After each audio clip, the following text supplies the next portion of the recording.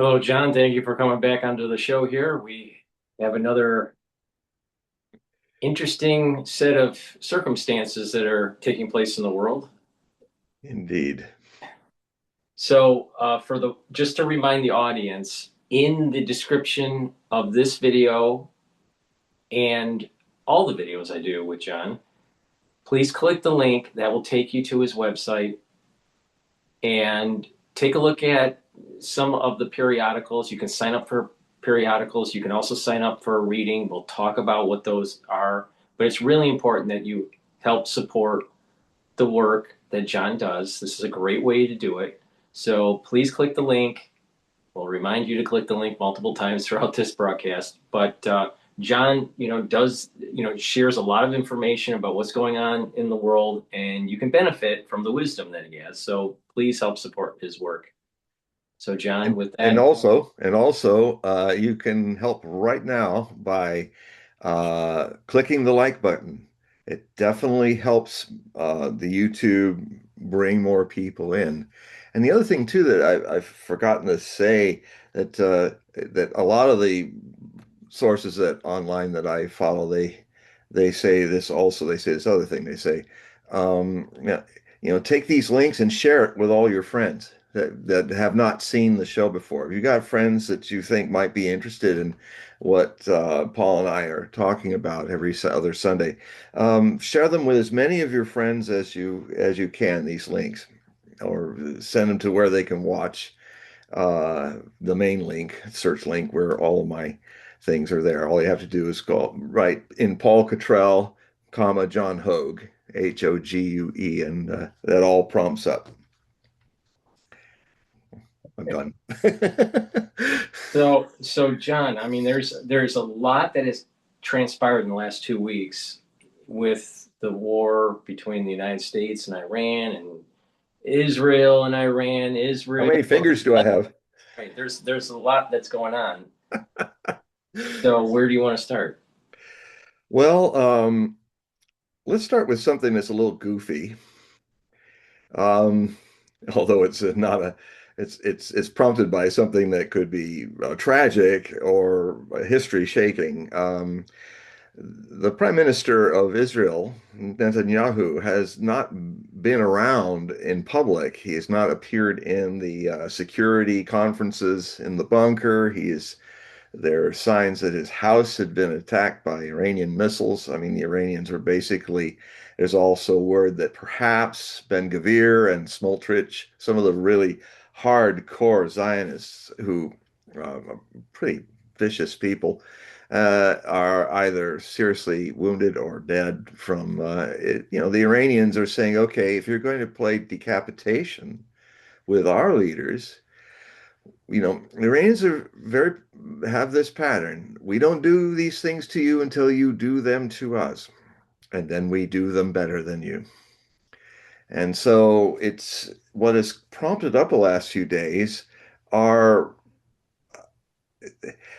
I'm actually pretty good at reading when an AI figure is talking online.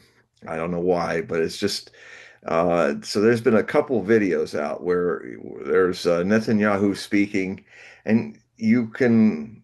What has happened is sometimes when he's talking, he's talking like this, and then suddenly he flicks his hand and he has five fingers and a thumb, and then he flicks it again, and it's back to four fingers and a thumb. Uh, and there's those usual ways. I mean, I can impersonate, like, let's say I'm going to now magically become an AI version of myself.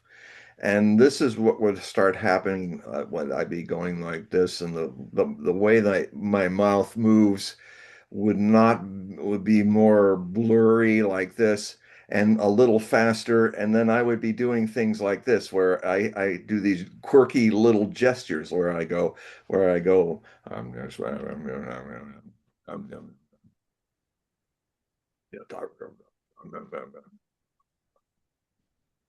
I have six fingers and and so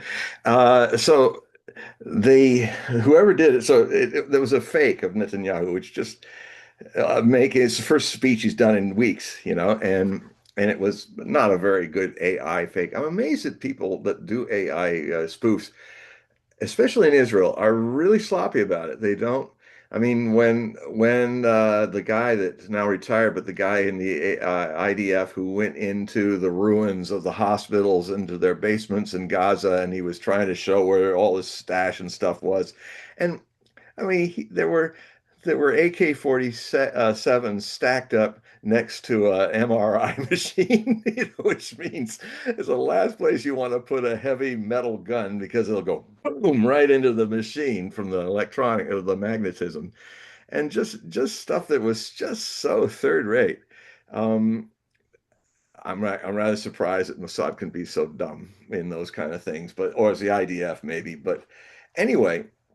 So a new one of Netanyahu in one of the places he likes to go in Jerusalem, West Jerusalem, to have uh, a mocha coffee. And he's there, and it looks better. And this time he's saying, "Oh, look, see my hands? My hands are I have just five fingers, and everything's fine." And then, but then, then there's something so obvious. He's got a mocha coffee that's literally almost bubbling. It's right up to the top of the cup. So even if this were real, even if he was just doing this much of a move, it would be going splat, splat. And then when he does, almost like he looks at you and like, oh, like watch me, which he shouldn't do because that's leading it up. He's taking this absolutely full cup and he does this. And then it hasn't changed. It's the same size. And if he had done that, it would have gone all over him.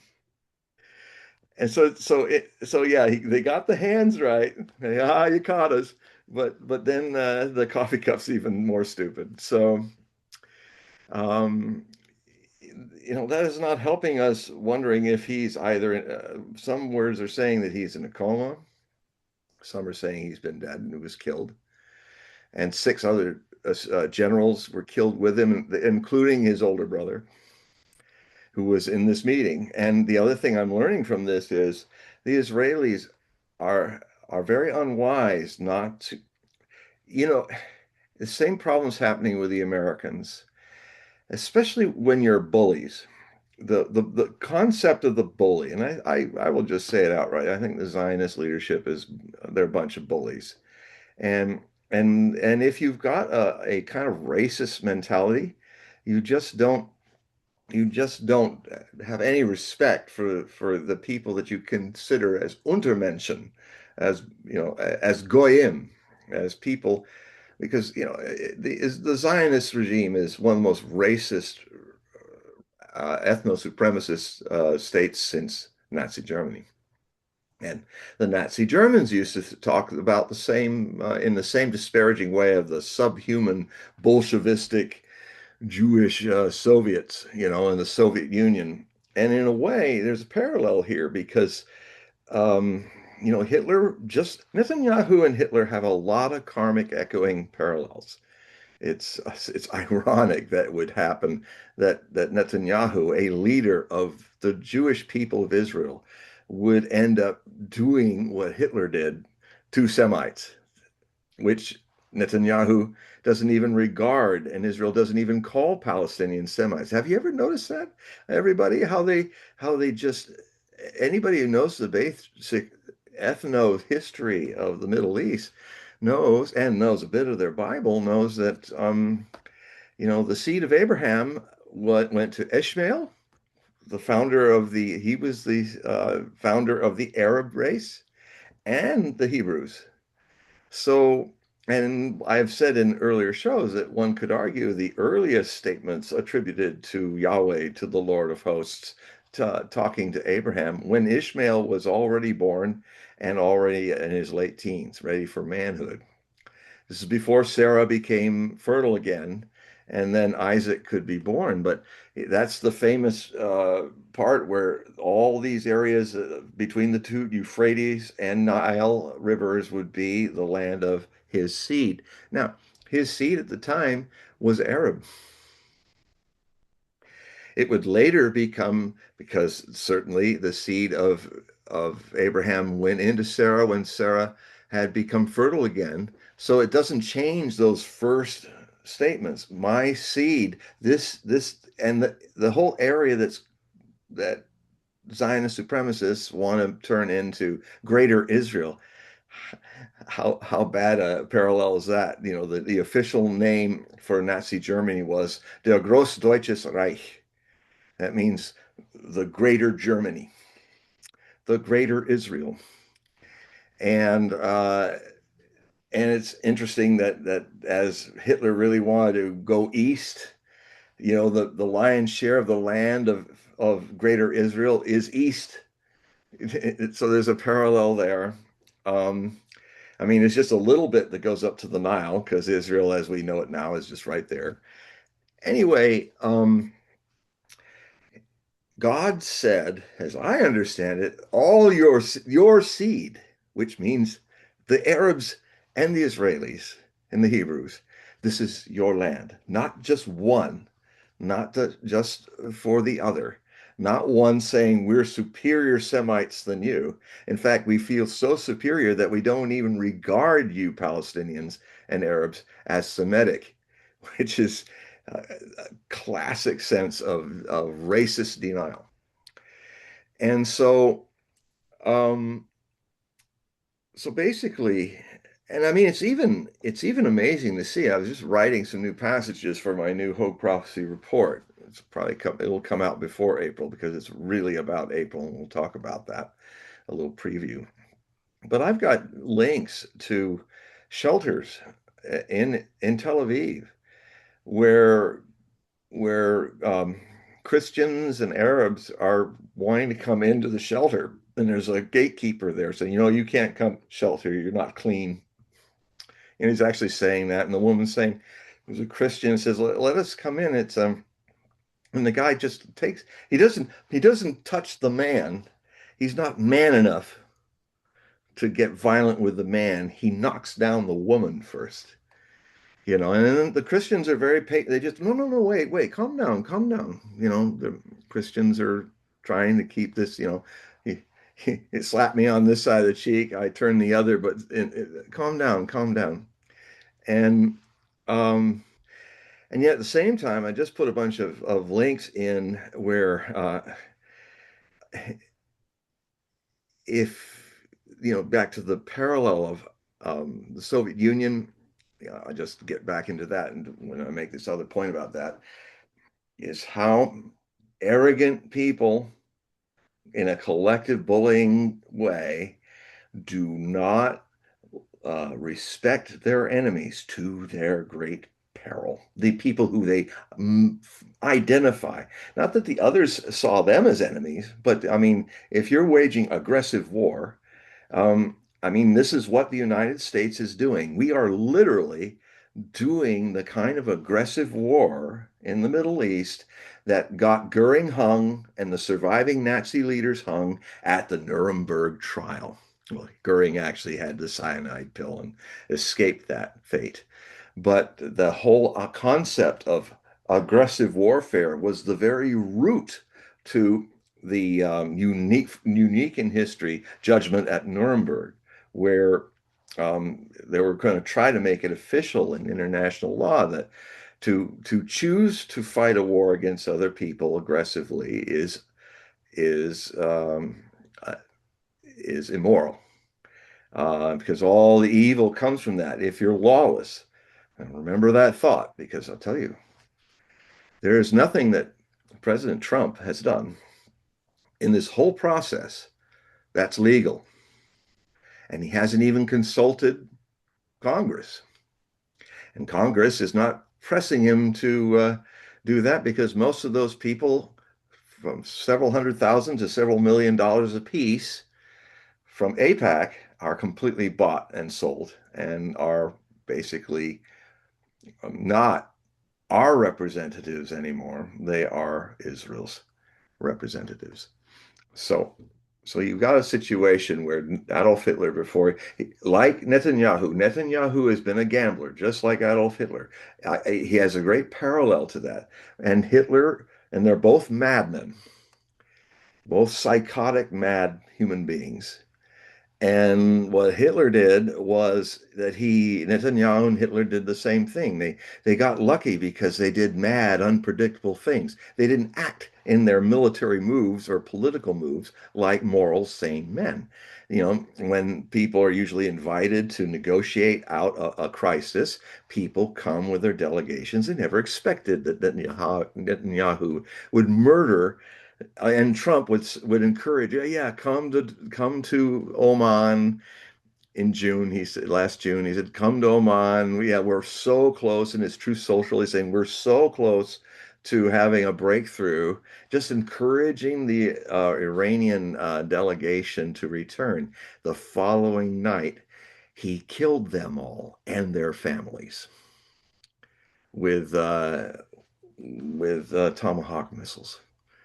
Um, and Netanyahu has been the same. He said, "Yeah, we'll make a negotiation of peace," and he assassinates people. You know, Netanyahu makes sure that the head of Hamas, when he went to be there for the new president, Pezeshkian of Iran, who's in Tehran, he got assassinated. They made sure, with Mossad's help, MEK, CIA, ASIT, used some kind of drone that they launched a block away. And in downtown Tehran, where official guests live when they're visiting, Hania was killed. You know, this whole thing started when, with no reason, Israeli jets launched in April Fool's Day 2024. This is when this missile war began. I mean, this 12-day, when people call that the 12-day war that happened in June, no, that's the 12-day campaign of this slow escalation that happened and it was started by Netanyahu and the Israelis. They flew into Syrian airspace, launched two missiles that hit the Iranian embassy and killed a bunch of people. Now, if you understand it, any embassy is actually the ground of the state. So if you blow up an embassy, in international law, that means you have gone to war with that nation because you blew up their territory in that city. And so the Israelis brazenly did that, killed a bunch of people. And then the Iranians, a few weeks later, began the first demonstration, which ended up being four demonstrations of what they can do with their missiles. Very measured. You know, they did it in the latter half of April. And then they did it again in early October of the same year when another bunch of assassinations happened to a lot of Hezbollah people, and they responded with an even more forceful. And then finally, in June of 2025, um, when they did the first decapitation attempt to take out the Iranian government and scientists and all, then that was a complete Pearl Harbor, but it was also a wake up for the Iranians. They finally realized this, we have to fight these people, not talk to them. We have to fight these people. These people are out to destroy all of us. It's an existential threat. Now, so it got finally to that position, and they did a good job with Mossad and stuff, overwhelming the defense systems, and for about 18 hours with Russian help, they were able to clear out the bugs that were in the system. But you know, for 18 hours, Israel was nailing them with all they had, and then after that 18 hours, the next week they pounded them to almost to where Netanyahu was getting on the phone with Trump and saying, do something, make some gesture, get the Americans to get into this war, make some gesture, call victory, and do a little kabuki and stop. Because if you don't help us, we're going to go nuclear on the Iranians because they are defeating us. They are pounding us really hard. Now that was bad. It's so bad now across Israel. The damage is so bad that the Israeli government, if they catch you taking videos of it, will put you in prison for 5 years. And but it's still leaking out, and I mean it's terrible. Now the Iranians are, I mean the Iranians are doing exactly what they've always warned. We're not listening, and they exactly then do what they say they do. Unlike U.S. and Israel, who are liars in this thing, never saying what they really are doing, sneaky. And so, what has happened now is the Iranians are have been struck about 2 weeks ago, and they got a little shock, the U.S. and the Israelis. Within 30 minutes, not 18 hours, within 30 minutes, the Iranians launched a couple thousand missiles, hitting all the U.S. bases, pummeling Israel, and all across the region, making it very clear that this will now be a regional war, as they warned. They said, we will bring the whole world into this war by shutting down the Strait of Hormuz and cutting off 20% of all the oil and a lot more of the natural gas from Qatar. And what has happened in these last 2 weeks is historically changing the whole course of history. The Gulf Arabs are done. The sheikdoms are not going to survive this. That's what I'm seeing. The whole idea of having a little playground for rich people in UAE and Abu Dhabi and Dubai, where these beautiful spiring towers, a little fantasy Disneyland for the rich and infamous. Um, the idea of them having safety, no taxes, everything's safe. We're safe here. It's clean. We got great beaches. That's gone. That's gone because and what's happened is every time when they started to hit the Iranian banks with missiles a few days ago, now the Iran is saying, okay, we are going to take out every bank in the Middle East. And so they've been bombing UA, all the banks are getting hit. Uh, and they're just saying, you people, just everything you do to escalate this, we hit you 10 times harder. And the other thing, the this is kind of parallel. Netanyahu, before he might have been killed a few days ago, if he's still alive, um, had to face the fact that Hitler had to face the fact. Because just like Netanyahu, Hitler had taken out France. He had put England kind of on its island, and at least for a few years before they could really do anything. So he had this window to go east and take the Soviet Union, the Big Apple. Yeah, just like Iran had Hezbollah and Syria as its link into the resistance against what's happening to Palestine and what the Israelis have been doing to Arabs and Persians. And then Netanyahu collapsed Syria. That was pretty amazing. He collapsed Syria. He got Nasrallah and decapitated the leadership of Hezbollah in southern Lebanon. Now he's going to try to take South Lebanon, as I predicted he would, as part of the greater Israeli expansion, like he took all of the Golan Heights, including all of its strategic reservoirs, into Damascus.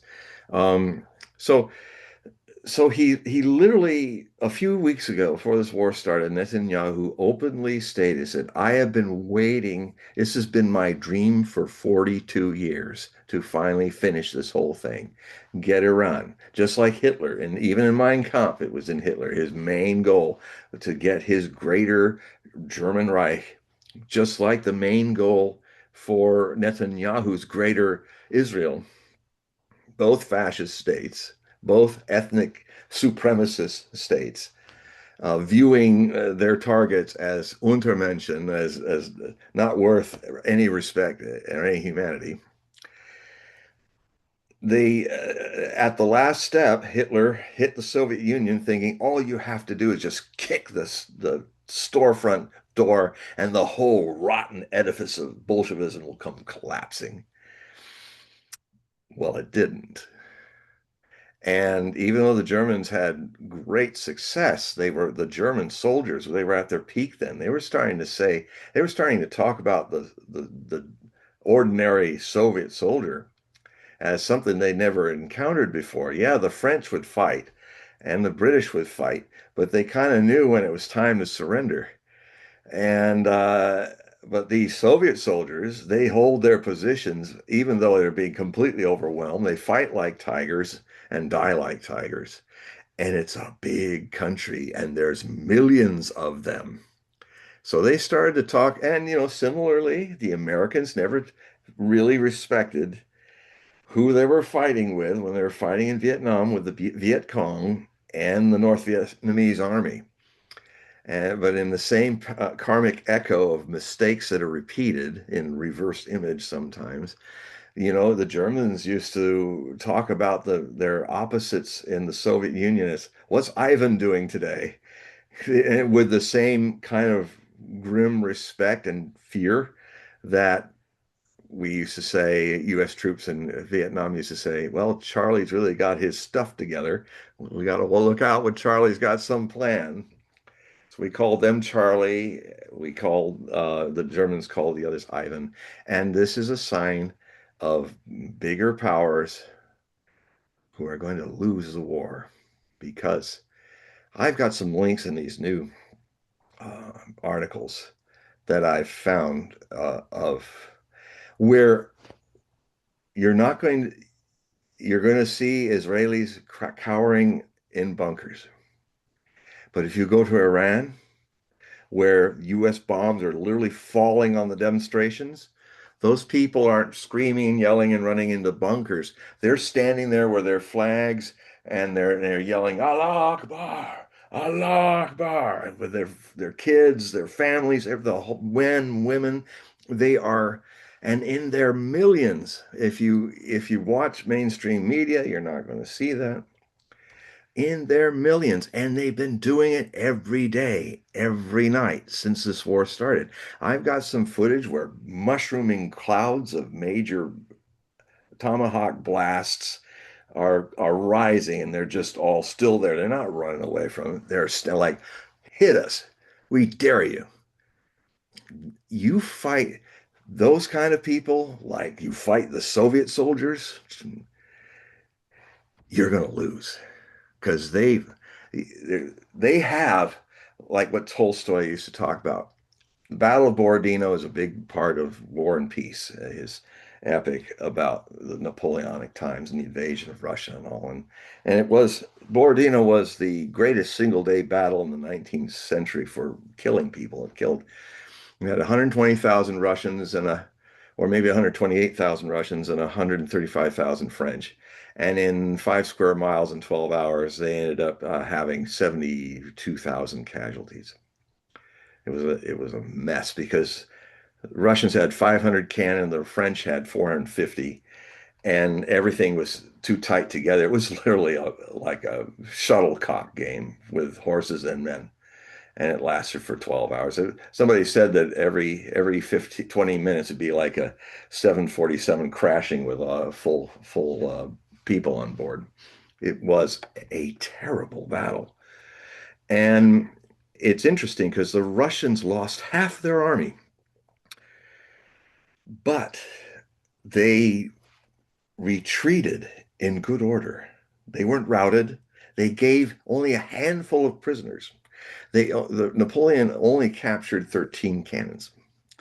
And capturing artillery was always a good sign of how bad you beat the other side because they just left their guns and ran. The Russians didn't run. They actually, by surviving, they kind of won the Battle of Borodino and took a third of the French army down with them. And it's interesting to note that Tolstoy said this is a moral victory. When I was younger and I saw it, I was kind of more pro Napoleon, but I didn't quite understand, and I had to get older to understand what he meant. Is that there was the when your enemy, when you invade, first off, that's a sin. when you invade another person's country, when you choose to take it from them, and then they fight back, you're already I say, in an immoral place. You're not, it's not grand what you are doing. It's evil when you're the invader. I mean, I remember there was a person that used to work down in the, I think he must have been a veteran. He's a good friend now, but I was talking about what had happened in Iraq, and he was talking to this other kid who was a cousin of his, and he was like, "Oh no, no! When they murdered Soleimani in 2020, he was a very evil man. He was just spouting the propaganda. He was an evil man, Soleimani, who used to be the head of the Al-Quds brigades, and he was assassinated by Trump in his first term. I mean, literally, the third highest leader of Iran was murdered, and he was on an errand of peace. He's the man that commanded the Shia militias in Iraq and Iran, who were the people responsible, along with Hezbollah and the Syrian army, of destroying ISIS and defeating them in a very bloody war that you hardly ever hear about because it's reality that our news agencies don't want to show you. They want to keep you stupid and then lead you by the nose into these disasters, which we are in. So this immorality, when you're already on the wrong moral foot when you invade, when you literally decide to rob somebody else's house and take somebody else's land and just say, well, I'm better, I'll take it because I'm better. No, you're worse. If you're talking about these people being subhuman, you are behaving like a subhuman. You are you are turning your humanity on its head. And so the idea, it's interesting. I think Tolstoy was right. Napoleon's army never won the battlefield at Borodino, but they lost about 32,000 of their 130,000 men. And it they never they never quite recovered from that victory. They got eventually a week later into Moscow, and then the Russians emptied Moscow as they were coming in, and the governor of Moscow with some fire teams, they took out all the fighting equipment.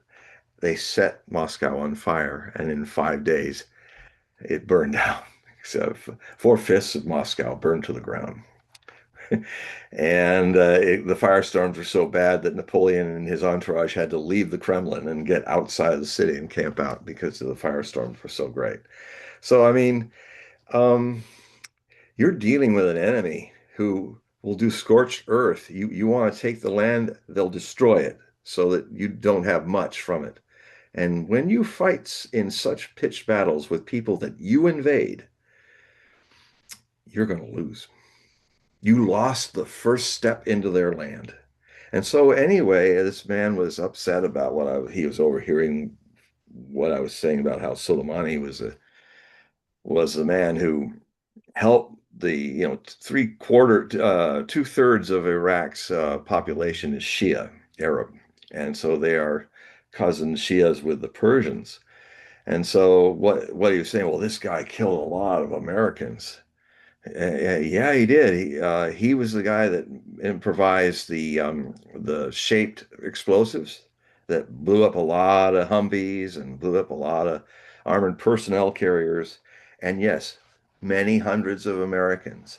But look at it from the Iranian view or the Iraqi view. Let's say this is an argument.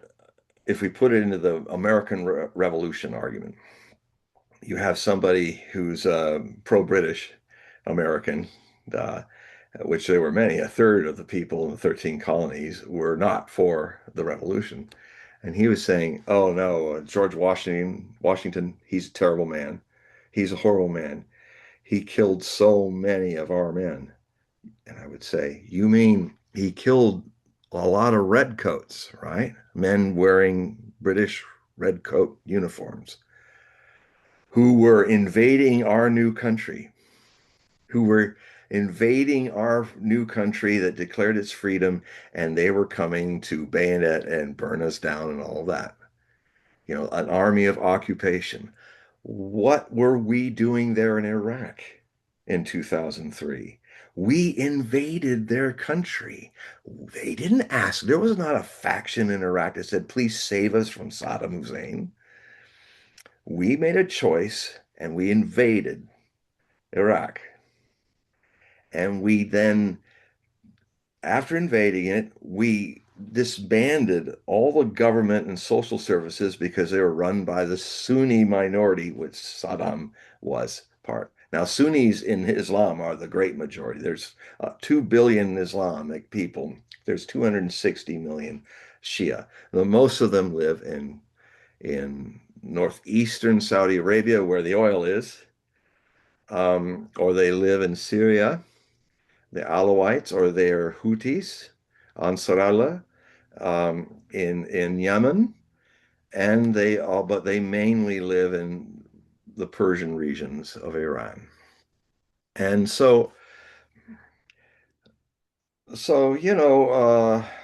those roadside bombs were killing invaders. The fact that they were our people, yes, that's sad. But then, why the hell were we there? And did it help the place? We were in a quagmire for 8 years.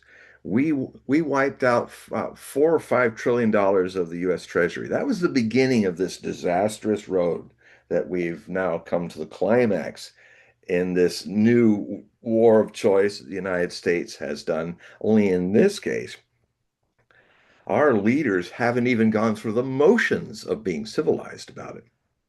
I mean, Trump just had a brain fart one day and said, I'm going to invade. And the Congress kind of goes, okay. And then no procedure was done. There was.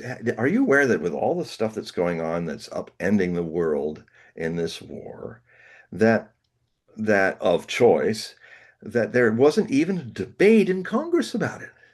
At least George Bush had to go through the motions with the Patriot Act giving him a lot more powers, and that should be rescinded. After 9/11, this executive branch became much more of it was no longer the checks and balance of the executive branch of the president, the Congress, and the courts. The executive branch was given a lot more power out, and that was upsetting the structure of our Constitution's checks and balances. But now we've been invaded by a foreign country that has bought our leadership on both sides of the aisle. And so, I mean, we are a nation that's occupied by Israel. It has occupied our government.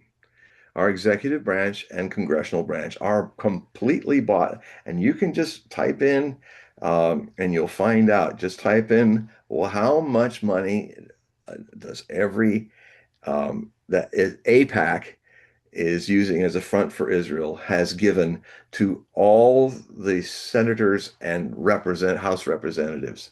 And if you'll see the whole list of how much money that they've gotten, it's jaw-dropping. It's just like literally they've bought our government.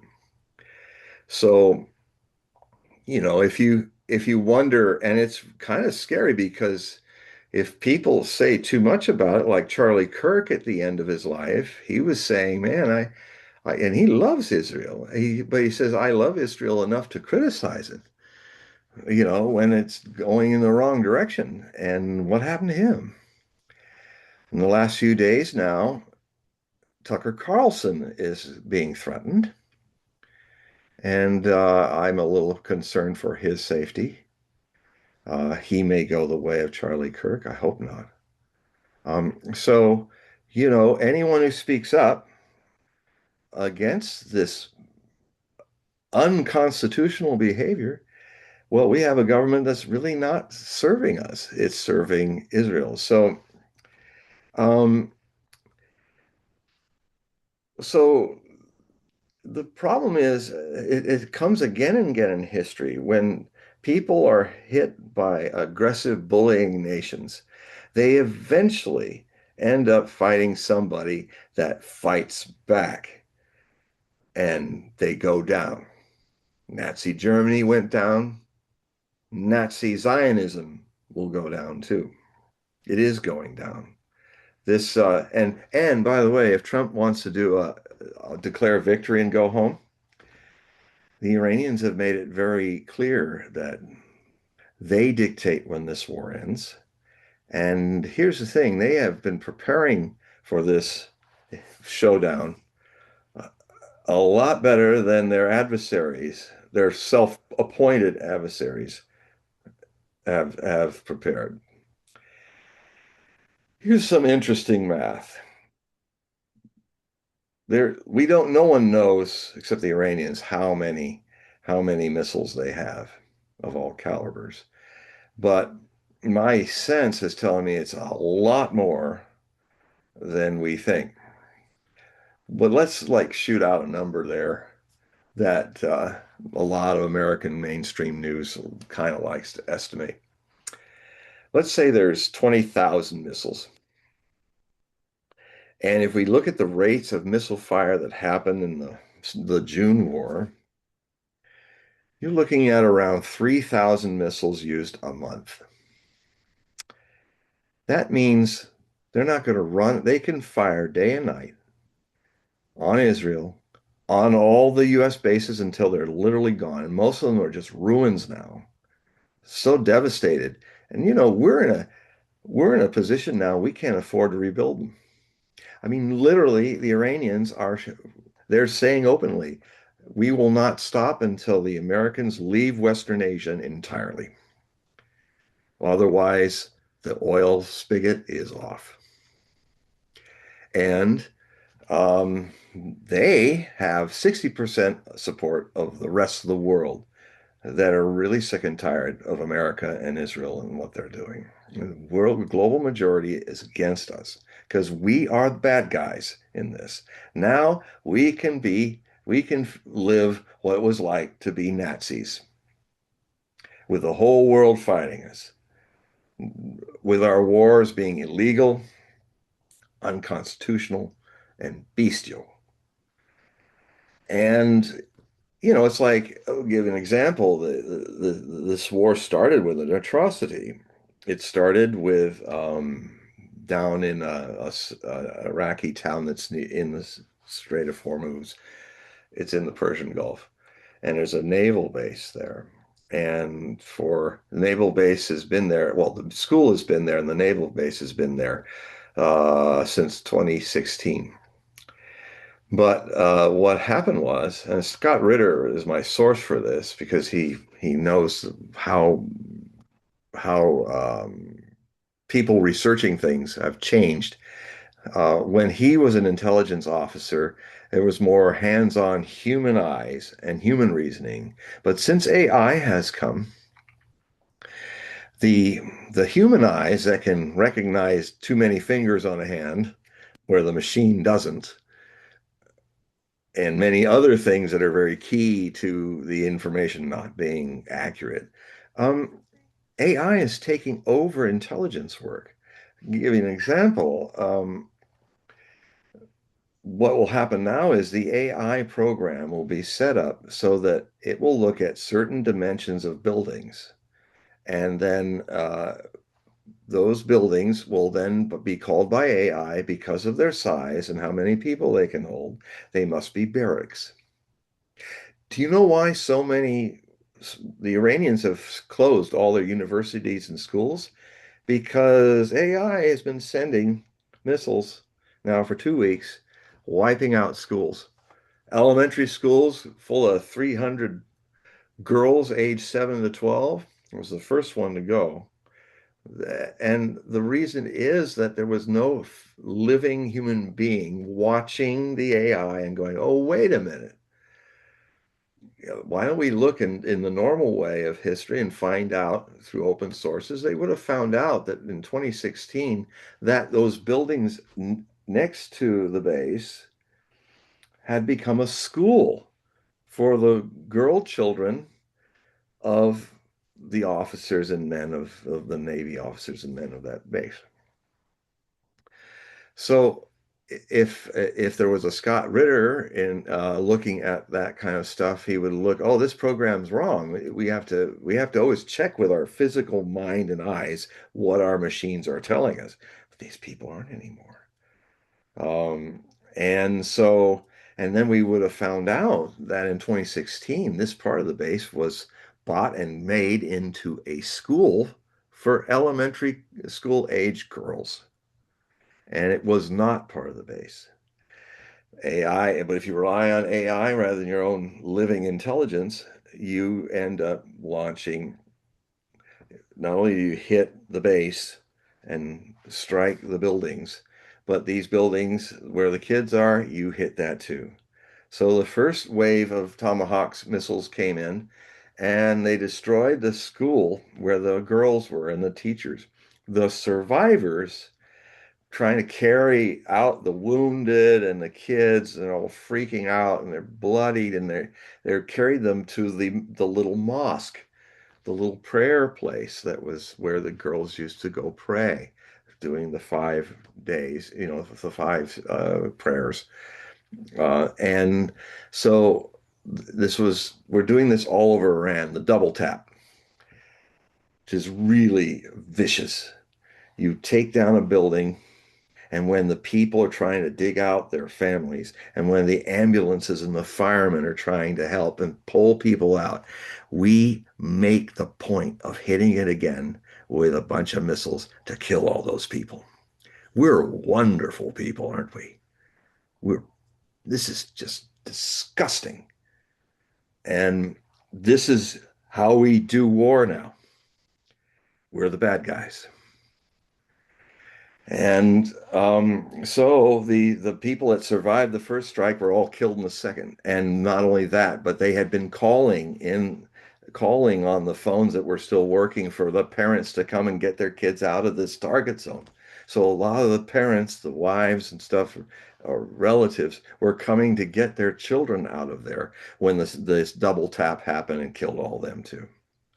160 girls, little girls, 7 to 12 years old, and another 16 adults were murdered.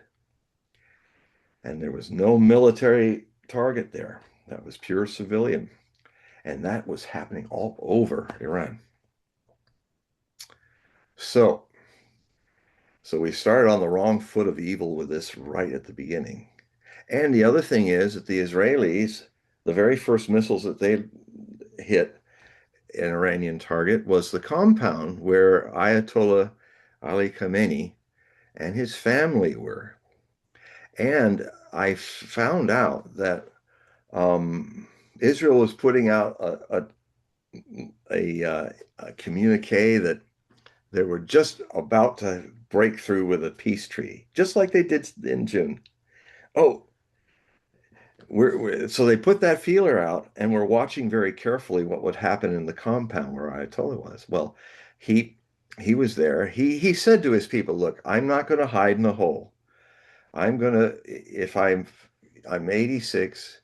If it's my time, I'm going to go on doing my daily work, working in my office, doing meetings with people. And if these people have the gall to kill me, well, we are martyrs of God against Satan."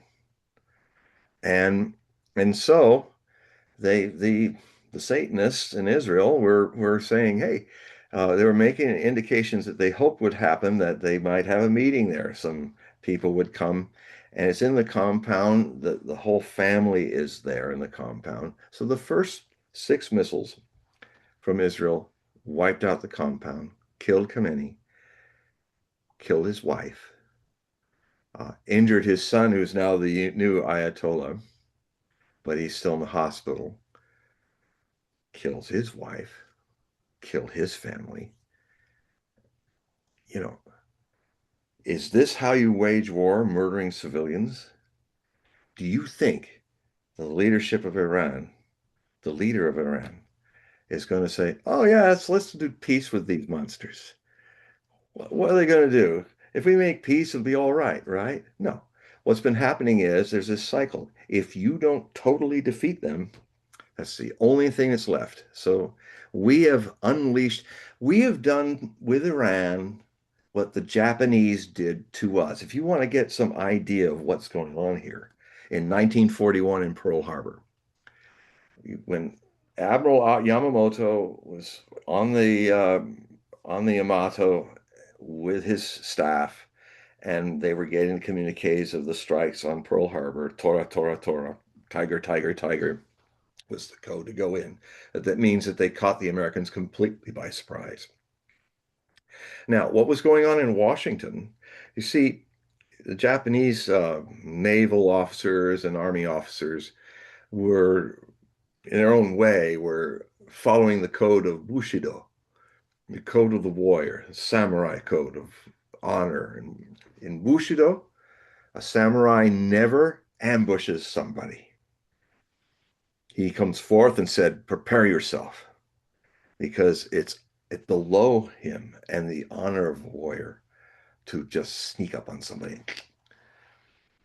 That is, if a samurai did that and was caught, he'd commit suicide because he's not worthy to be a samurai.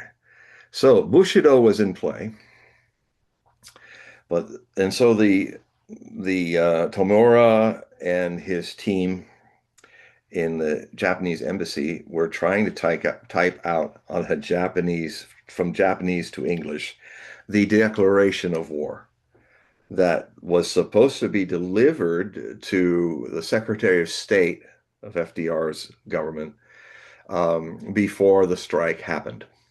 It was a modern 20th century way of saying, and we're going to honor ourselves by telling you we're coming before it strikes.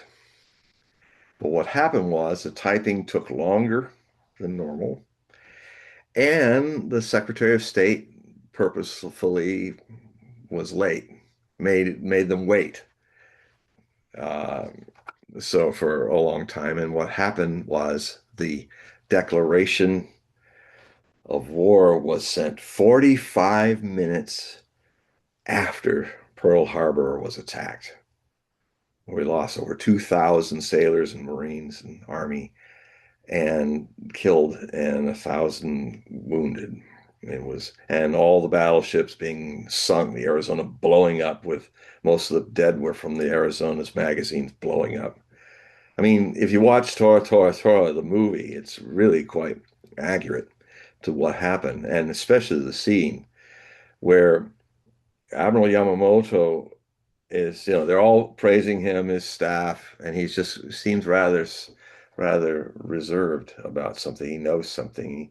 They all calm down, says, "Thank you.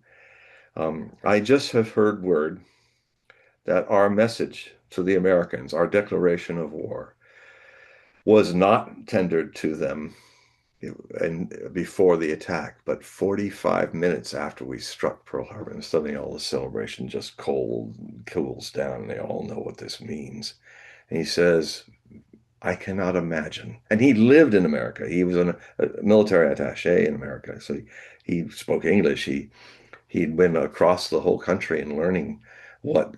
In fact, when the war was starting, he was telling the leaders of Japan, he said, "How many cars do we make? 120,000. They make 800,000 cars a year. They have a power of economy that we don't have. And if we're going to win this war, we have to strike fast and hard, and we've got to beat the Americans in 6 months, or we will be utterly destroyed, because then they will bring their economic industrial power. Because, America at that time was like China is today, the superpower of economics, huge factories and all. The rest of the world was behind them. So, and we did take them down. But he said, "I can't imagine something that would make the people of America more angry than us like attacking them by surprise." And he said, "I fear that we've awakened a giant, which will be now given a grim resolve." And by God, in from 1941 to 1945, the very ship, the Nagano that they were in, I think it was a Nagano. Yeah, it was a Nagano. Not the Yamamoto was not built yet, but anyway, that ship was sunk in Tokyo Harbor, just half sunk in the harbor. Yamamoto was killed. All those officers were killed. Japanese armies were destroyed. The last two cities left standing, Hiroshima and Nagasaki, that were not bombed. All the others were bombed, burnt down. They used them, the Americans used them as a demonstration to Joseph Stalin. That's what Truman was trying to do, demonstrate to Joseph Stalin that we had this super weapon and to scare him. Stalin just puffed his pipe, went, interesting, because he already knew about it. And Truman literally delayed the Japanese after Berlin fell. And the Japanese, now they're all alone, Hitler's gone. The Japanese were going through back channels to the Secretary of State saying, look, we're ready to surrender. We've lost this war. We just have, we'll surrender unconditionally except for one thing. Please leave our emperor on his throne. You know, that's our only request. And we'll end it right now. That was May 1945. June, July, August, September. It went on for another 4 months, not because it needed to, but because Truman wanted to wait until he could play with this atomic bomb or two to make his point to Stalin. And he didn't give a damn that it killed millions of hundreds of thousands of Americans and millions of Japanese. He had to have his little ego trip. That's why I always wondered why my master Osho used to call Truman True Monkey. And he was, as far as I think, he was a disgusting man, and for what he did. But then again, a lot of racism in the world. Even if you watch the series The Pacific, which is kind of Band of Brothers in the Pacific version, it really shows to what extent racism dominated both sides in the Pacific theater, just like it did in the Eastern Front, the two most vicious fronts of World War II. So we're being we're being guided by our leadership into disasters that are going to affect your lives. Everyone, every American is going to have their lives changed by what is going down in the Straits of Hormuz as they have been closed. They're not actually closed. I actually predicted that they wouldn't be closed. I predicted that in my last report that the the um, the Iranians would well, there's two things they've said. They said if you're not a friendly nation, we'll let you pay for your oil, but not in US dollars, in Chinese yuan. If you pay it in Chinese yuan, you can take your oil and go. But if you are a friendly nation, we will let you come and go as you wish, pay any way you like.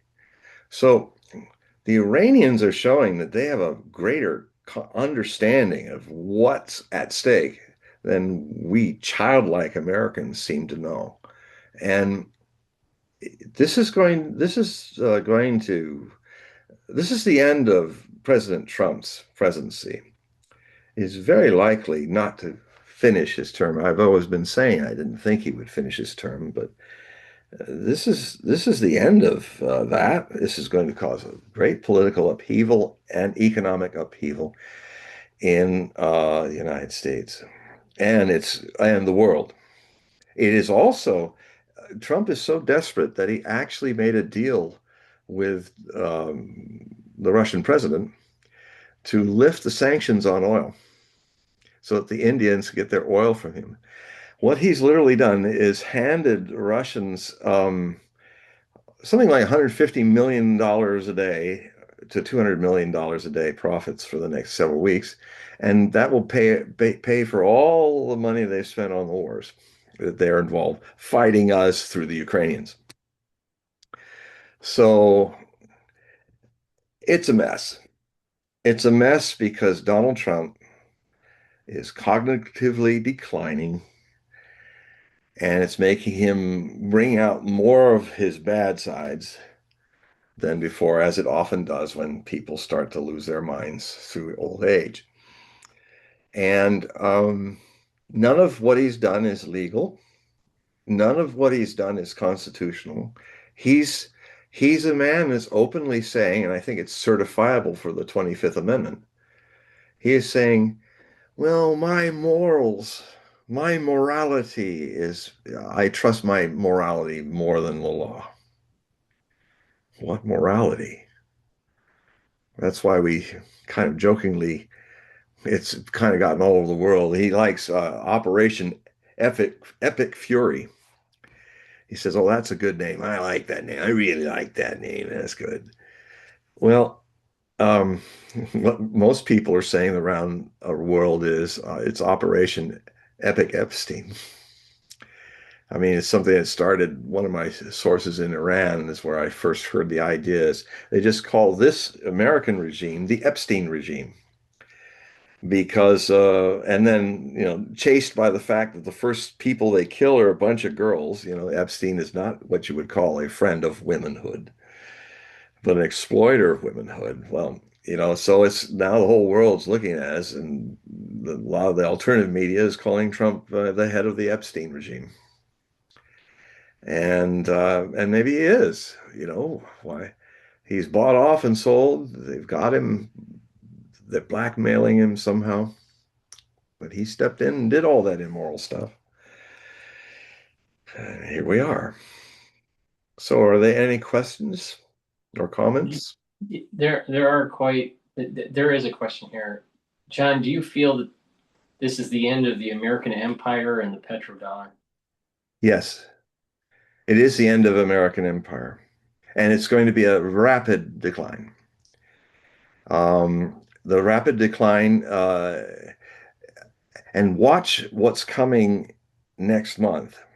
Um, I call the chapter of the new Hogue Prophecy Report the Apocalypse. The apocalypse. It's a tongue twister, but the like April lips. It's April is going to be apocalyptic. Very possible. We may not get through April without nuclear weapons being used. This is the window, since their atomic bombs and nuclear weapons may actually be lit off. The problem, if I can keep it as succinct as I can, is conventional means of waging war that Israel is using and exhausting, and the United States is exhausting, is literally creating a situation where the level of we're taking THAAD radars and batteries out of South Korea and putting the others have been destroyed. I mean, the multi-billion-dollar radars have been taken out by the Iranians to the point that the whole area is blacked out. And people that are hearing the alarms in Tel Aviv are hearing them 1 minute to 5 minutes before the missiles come down when they had 20 minutes, 10, 20 minutes. Um, the Iranians have systematically taken out all the radars, very expensive stuff, and would take years to rebuild. The port where the Fifth Fleet is in Bahrain is toast. And they're taking out all the banks because we were taking out their banks. Um, Trump is what hour it is when his new plan is. There's no plan. They're improvising. They walked into this thing basing all of their moves, including the Israelis, on what they wanted to think their enemy was like, not how they are, just like Hitler did with the Soviets. And it's not working. Um, Racism has its karma. If you view your enemy as subhuman, you're not going to recognize your efforts to be yourself subhuman, and you'll get yourself in big trouble. I mean, we're talking about levels of defeat that has not been seen since Nazi Germany was taken down. Only it's us now and the Israelis. The survival of the Israeli state may not make it through next month. because it's what can I say? It's just when the Israelis bombed the storage oil fields that were outside of Tehran, and that unleashed an apocalyptic pall of black smoke. It literally blotted out the day. And it looked like right out of the apocalypse. And then a rainstorm mixed with it. And 13, 14 million people of Tehran were under an acid rain of black rain, of oil rain, uh, toxic, putting everything under toxic rain, all those millions of people. So what did the Iranians do? They took out Haifa's oil reserves of the Israelis. It's all gone. They started attacking somebody. UAE allowed some missile to go and hit some American missile, I suppose, to hit the water purification installations that are used by Iran. So Iran said, okay, they took out their water purification systems in UAE. In another week, they might run the Gulf states, the Emirates, might run out of water and food. They won't be able to live there because only 8% of Iran's population does water purification, but 80% of the UAE, 80% of Saudi Arabia. That's the other thing. Saudi Arabian those airfields were destroyed by Israel because they said you're using them, your radars and stuff to hit us. So that whole attempt to make détente between Saudi Arabia is over. And now Saudi Arabia is which is intriguing in a sense of Nostradamus' prophecies because I consider the crown prince now for the last several years to be after trying to find who might be Mabus, Mabus, the third and final Antichrist. He covers all the steps that Nostradamus placed, including being a world leader. And Mabus, this is a classic Nostradamian where you take the A and U out. He strips sometimes vowels and gives you the consonants and mixes them up. They didn't even mix these up. They're in their order, if that's what it is. MBS is the acronym that everybody calls Mohammed bin Salman, the crown prince. But Mohammed and bin Salman, they also, using Nostradamus's anagrammical codes, they also very easily break down into Mabus, which I show in detail in my book Nostradamus and the Antichrist, code named Mabus. Now, I was updating that book, but I kept feeling I got to stop updating it because something is about to happen that's really going to be the final act of the third Antichrist, whoever he is. If he's Jolani, who's creating an Islamic state out of Syria, killing hundreds of thousands of Christians, or it's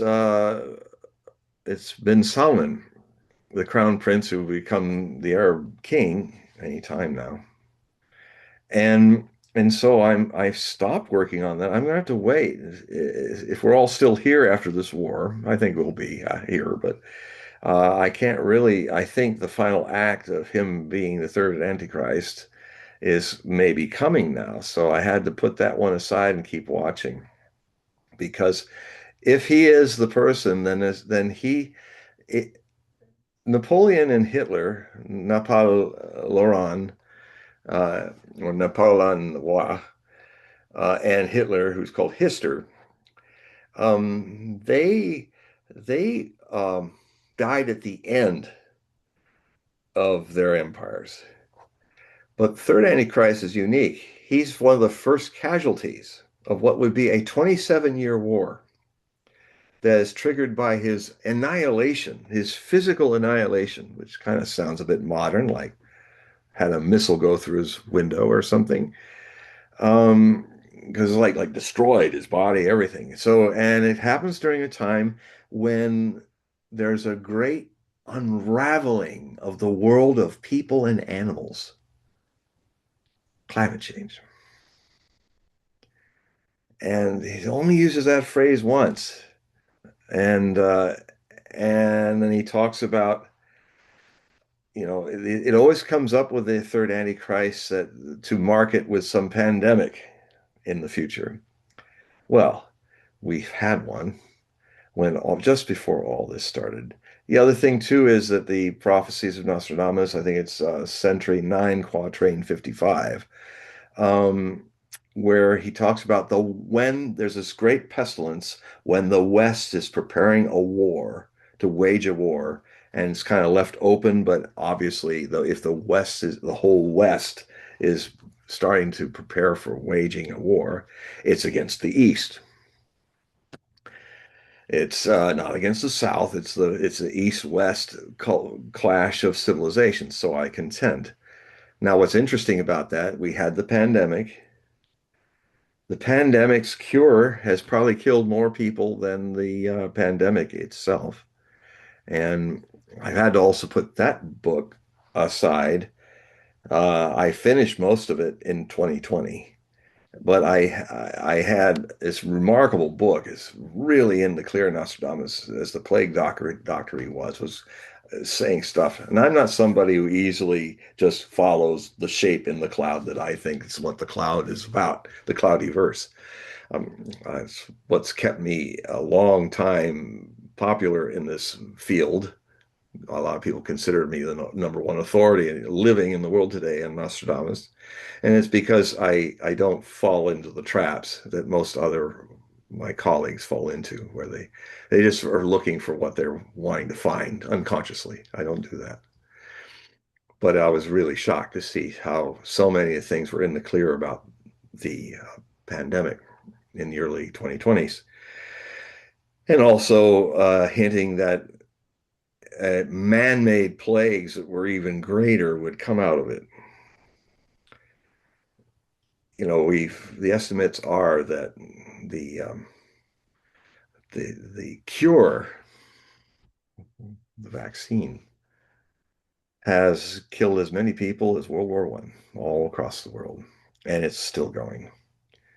It's possible that a lot of people who took too much of the cure are almost assured to have short lifespans, lose a decade or two. There are turbo cancers and other things that are coming up that are just hitting young people, children and teens and young adults, the kind of cancers that only hit when you're old. There's a lot of, and this book is so kind of controversial because of its accuracy. I had to sit it down and wait and see if I could just back it up with a lot of data. And I almost got it published, but now we're turning into another kind of dark witch hunting period where even the data, even if you're somebody who's got the data, Amazon will probably ban all my books just because of that. So I am going to publish it, but it will only be published through my own publishing house and be available through my website. But so anyway, so what was the other question or comment that somebody wanted to make? Well, new. That's his handle. Uh, New had a question. I'm old. He's new. Okay. But his question is states, do we have balls to face our enemy? Well, I'm going to kind of rephrase this question that he wrote here. My observation, especially at least through the last 10, 15 years, is that I find that much of the population in the United States, even though they have freedoms, they have a lot of prosperity, they have a tendency to not be willing to fight for those freedoms yeah. or to be thankful for the prosperity that we have. And there are many people that have served our country that has allowed us to have the prosperity that we have and the empire that we have and have the hegemonic power that we have. My concern is that because of the Iranian war and the news that popped up today about Taiwan and China. China is moving Yeah. ships and jet fighters encircling the Taiwan Yeah. area. I've been predicting that it would start with an embargo like So that this is years not ago. just an Iranian. This No. is not just This is a world operation. war, by the way, folks. This is World War. Yeah, yeah. And let me go to the other side of this. Okay. So Neil Ferguson was asked a question. He's part of the Hoover Institute now. Yeah, he used to be with Newsweek. I So used to I used to consider him a source until he kind of went off the deep end. so he was asked the question: Are we in Gulf War II or three? I guess it's Gulf War three. Gulf War three, or are we in World War three? And he said Gulf War three. I That's think why I don't read him anymore for I think decades. we're in He's World a War three. dummy. I think we're in World War three because you can see if Iran was just contained, then you wouldn't see all these nodal connections Yeah, to other regions of the world. Let me give yeah, you an example. yeah. So, like what you brought up, Trump was saying, well, we're going to ease the sanctions, allow for Russia to sell oil to India. All right. But with that, with higher oil prices, Putin's going to be making more money, and Putin will be able to use that for his war effort in Ukraine. Another nodal point, the Hornets. Zelensky wants to sell them to the United States to knock out the Shahed drones. So what I'm seeing here is that Operation Epic Fury is not contained. It's not a self-containing regional conflict. It has nodal points Yeah. around the world that if this gets out of control, maybe it's already out of control. I don't know. I mean, when you're starting to blow up refineries and oil reserves and all this, the whole economy, the whole world could To freeze up. sabotaging the energy systems of the world, Right.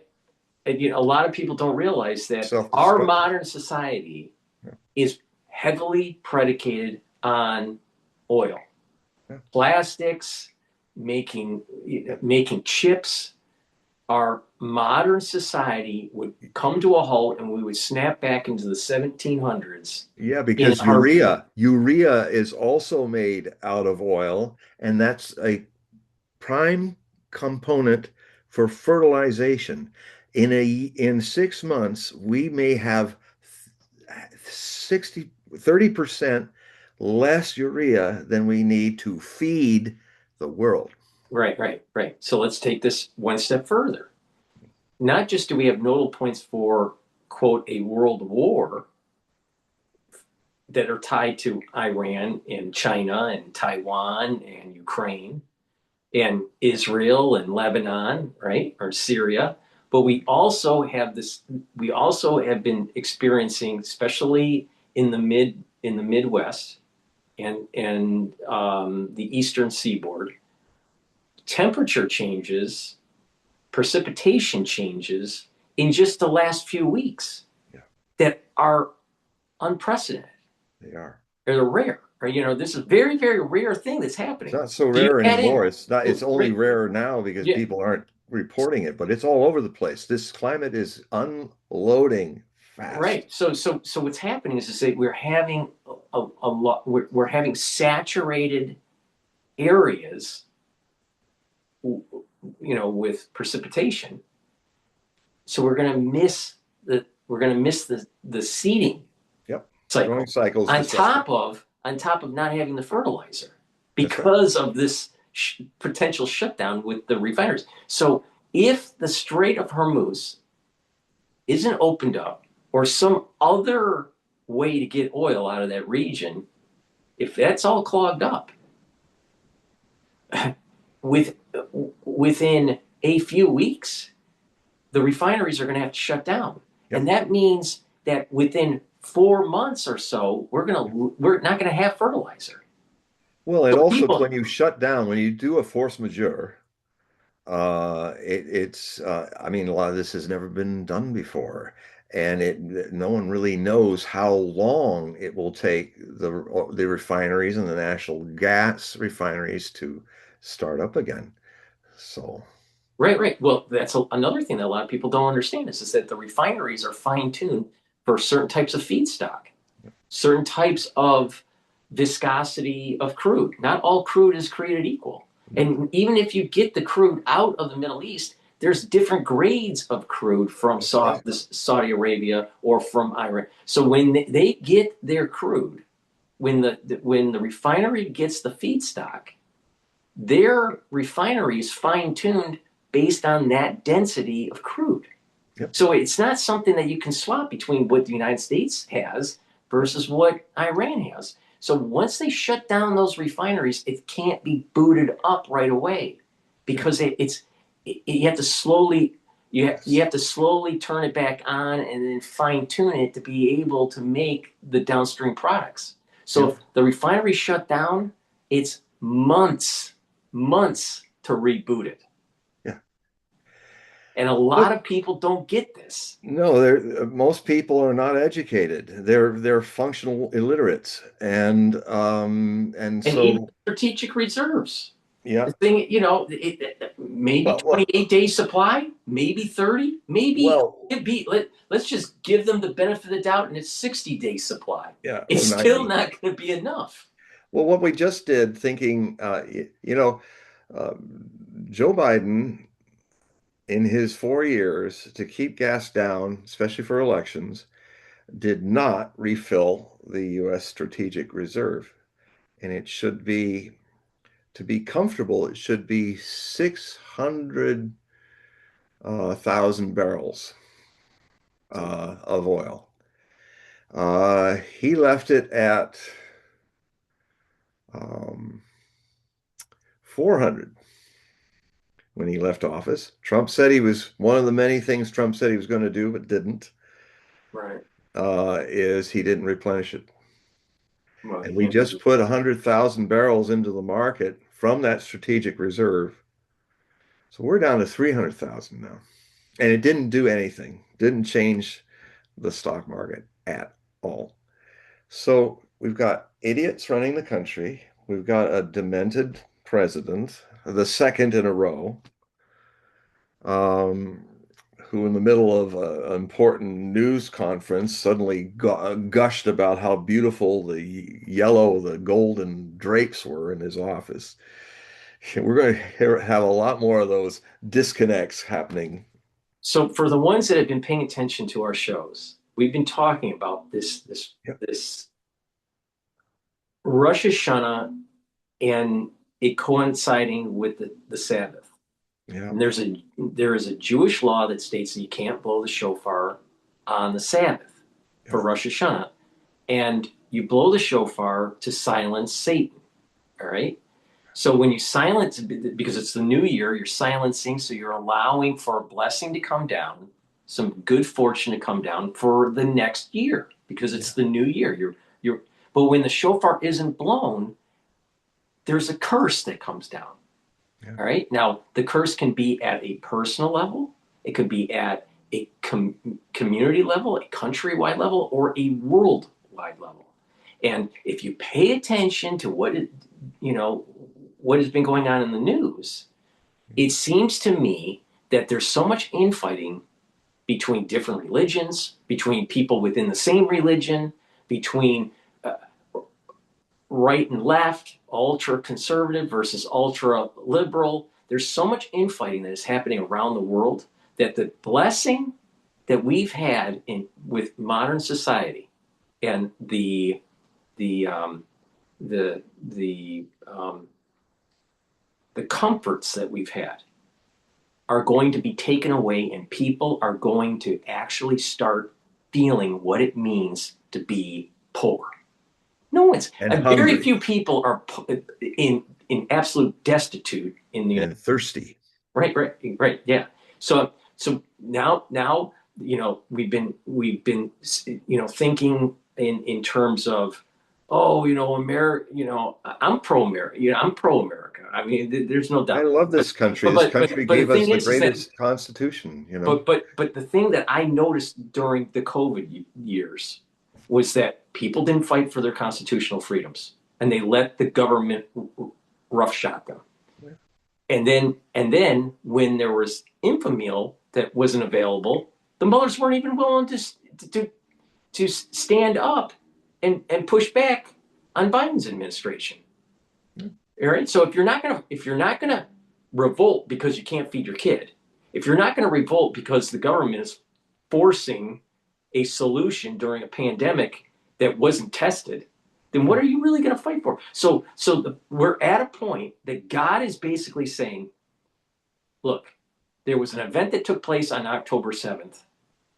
There were some nefarious things that were going on with the Israelis at that time too. But the thing is that it was a test.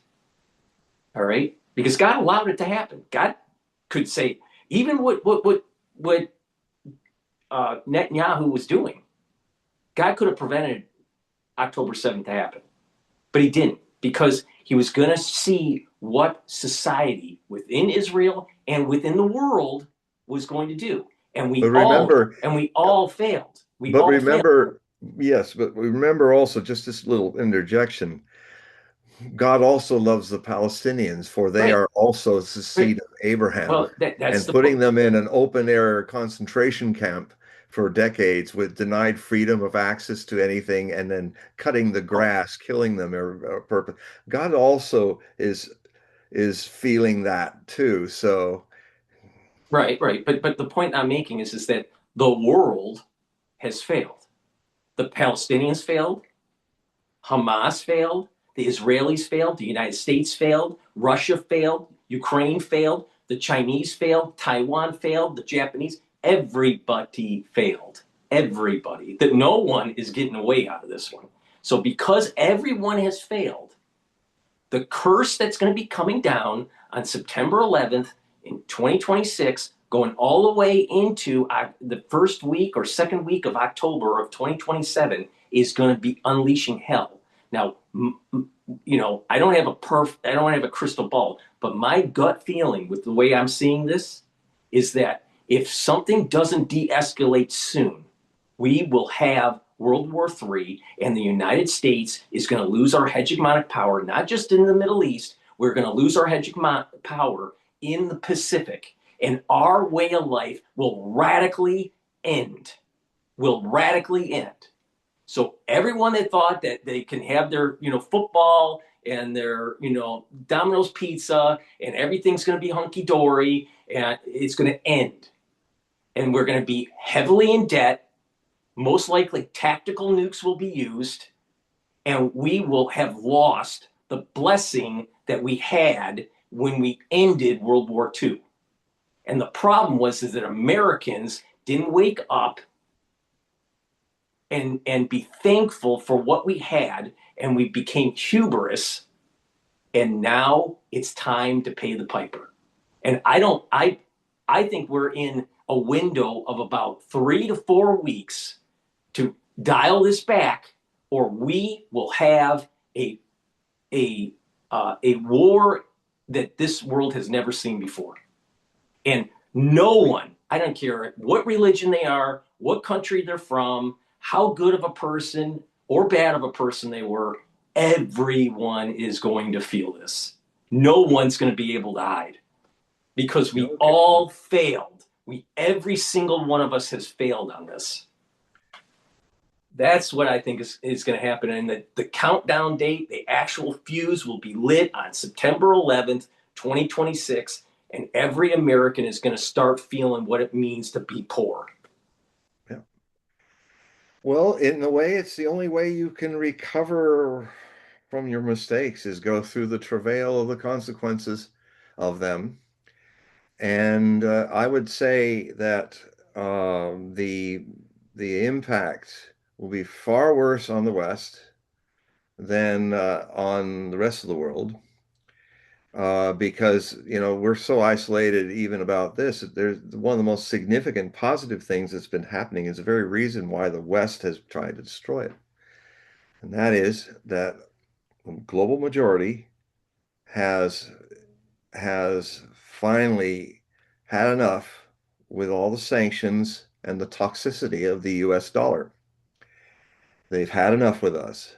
And they have, in the last several years, set in motion, not because they wanted to, not because they hate the dollar or hate us.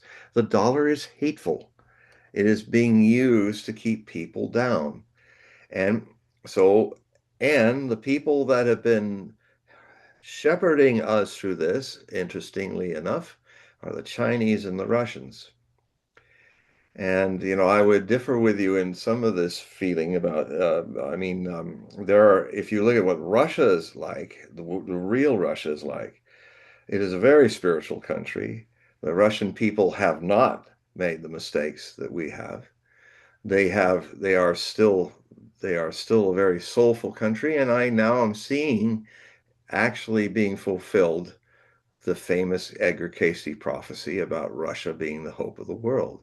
Now, to say that in is like being Job in Sodom and Gomorrah right now, because trying to find an honest man, because it is.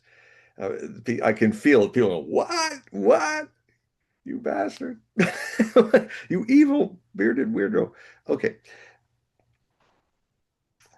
prophecy is a dangerous business because if you're good at it, you kind of get the impact of people resisting what you're saying because they have their expectations of how their future should run. We all do that, but the difference between that and an accurate prophet is an accurate prophet has their wishes too, but they have their gift of seeing things. And and if you're more accurate, you will be shunned. Good prophecy always suffers the Cassandra curse. Cassandra was this great prophetess in Greece, and everything she said always came true, and no one listened to her. I mean, I am personally going through some interesting times with places that I've been appearing when all this was far away, when the roaring 2020s was a quarter century away. Everybody just got so entertained, had a nice little fun, like I was a horror book to read, and loving to be scared for entertainment. Until now. Now, when we entered the 2020s, and so much of what I've warned about is now happening, one by one, all my main shows where I was broadcast all over the United States, like Coast to Coast AM, I mean, George Noory openly said on the air, one of the last shows I did, he said, we've known you for 20 years. Sometimes what you say really scares me. It was very honest of him. It was beautiful of him to say. And he said, all these years you said things that have really scared me, and but I can't deny the fact. And he said it as bearing witness across all the airwaves. You're remarkably accurate. Now, I've always been trying to give alternatives. In my writings and stuff, I'm always trying to say, okay, here's how you can make an alchemical change of this. This is how, I mean, there's a good side to what's going on here. I mean, how could how could the Israelis and the two kingdoms not recover their virtue if they did not go through the Babylonian captivity? And then in those days, a Persian emperor who loved the Hebrews helped them rebuild their country, Cyrus. How ironic this karmic echo is that now the very same Persians who the prideful Israel, that's the kind of Israel that Jeremiah was saying, repent, repent, before the Babylonians conquered them and had to wait until the Persians conquered the Babylonians to be freed. This is a repeat of that. And Israel is going down. Second diaspora is going to happen from this. It's already happening.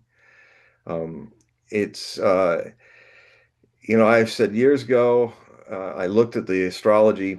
I started talking about the astrology of the Israeli state when the embassy of the United States was moved by Trump in his first term to West Jerusalem, going against what the world, because of the issues that are disputes with the Palestinians and all, that most of the embassies now are still in Tel Aviv. But he made a big show about moving it to which in the very least shows how much he's completely a tool of Zionist people for whatever things they've got on him. It's not just the hundreds of millions they've given to him, which he's admitted, but he's their he's their bitch, and and he does what he should, and it's all immoral and not good, and so. Um, But I saw that as the golden calf moment without some tablets being thrown at it. It's still there. I mean, and I did a comparison of the birth chart of the embassy being set up on that day, on the anniversary of the Jewish state, or just a few days after, I think. And I compared it to the chart of the Jewish state, and I was seeing, I mean, Rabbi Ariel Zadok is a colleague of mine, a very gifted seer in the Kabbalist traditions.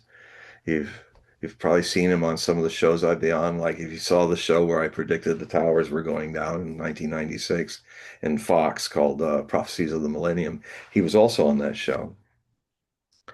And before 7th of October started, he rarely calls. He only calls when it's something significant. And so I went, oh my God. So you're feeling it too, he's also seen a lot of what you're seeing, Paul, about the shofar and all of that. I'm sure he's watching that now. And we were seeing this years ago that no, this is going to be a second diaspora. He's a Torah rabbi, I believe. So yeah, it's and then there's even the possibility. I mean, if one thing that's going to happen now is they they killed the Americans and the Israelis killed the Ayatollah that was against nuclear weapons. Well, whoever survives this war as Ayatollah is going to make them because not because they want to. It is haram in the Islamic world. Even during the Gulf War, when the United States was helping Saddam Hussein make mustard gas, kill hundreds of thousands of Iranians, Iranians came to Ayatollah Khomeini, the first Ayatollah of the Iran Republic, and said, "We've got to build these." And he said, "No, it's haram, it's evil. This is not. We have to fight justly in war if war must happen." And he said, "No." And so they did toy with it a bit to see what would happen, but then Khamenei, his successor, in 2003 said, "No, we can't do this." However, the fatwa, the holy writ that prevents that, can if you read the law, the jurisprudence of Islam, the it can be amended if a situation changes. In Islam, they say, well, we're not going to be stiff and dogmatic about this. If we're in a situation where people are using such weapons against us, we will have to build them as deterrents. If the Israeli Zionists want to make a Samson option out of this, where they try, if they're going to, which is possible, where they'll launch their nukes and take the whole Western Asia with them, oil and all. And that's a real possibility with these nut jobs that are running Israel right now, who are getting slowly taken out, and the time is coming where I think we're very close to the Samson option being committed. or at least one or two nukes being launched onto Israel, onto Iran.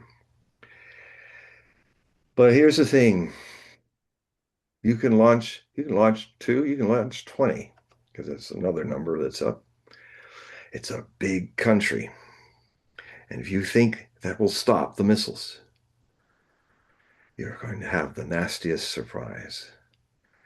If anything, the Iranians may not have a nuclear weapon, but they conventionally are destroying Israel. And they have enough of these missiles. I think they have 100,000 of them, which means they could launch for 2.7 years. Those 2 years being where the shofar is not being blown. The next Jewish year, September, October, and the one after that. And I've been saying to my readers that I started saying in New Year's time in January that these 24 months, these 2 years, 2026, 2027, are a reckoning years. These 24 months will see more changes in human history than in hundreds of years. And it's already now set in motion. And what's going to be a trigger of it, astrologically, which is what I'm going to delve in some more. I already laid out a lot of my so far very accurate predictions about the astrology, but we're not in April yet.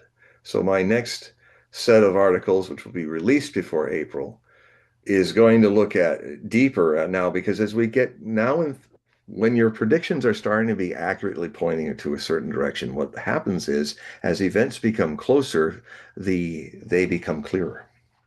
You start to see, oh, that's what it's about. Now, I've had a long experience of this. I've had it with just the whole Iranian theme. My last set of February predictions were looking at an overview, a distillation with chapter and verse and dated and everything, all the things I evolved on this war with America and Iran and Israel. For 43 years, I saw it. I started seeing it in 1987, 86. And I'm sorry to say that it's been a remarkably accurate road I've taken, and now here it is. Here now I don't like it that it's here, but I have to accept it.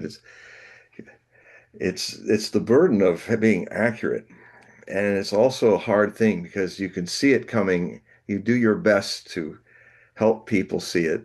They don't listen.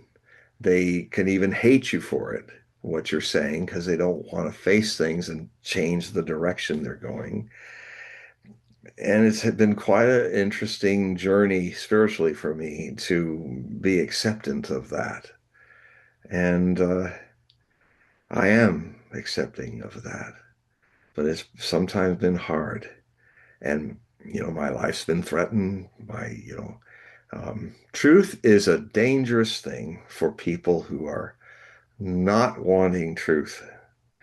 And what's so key in this stellium that's happening in next month is that for about 3 days in the third week, I think, of this next month, the moon and the sun will take part in it, but they don't have much influence on it, fortunately.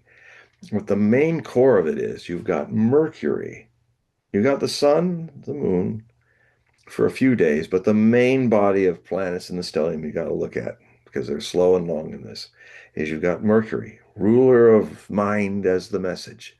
If it's afflicted, the wrong messages. Um, you've got you've got Mars, the god of war. You've got Saturn, the reality giver, and is only a grim reaper for those who do not want to face reality. So if you're now that grimness is coming because of all this time and energy that you've very eloquently set up a while back there. People will curse Saturn rather than say, "Show me how I got here.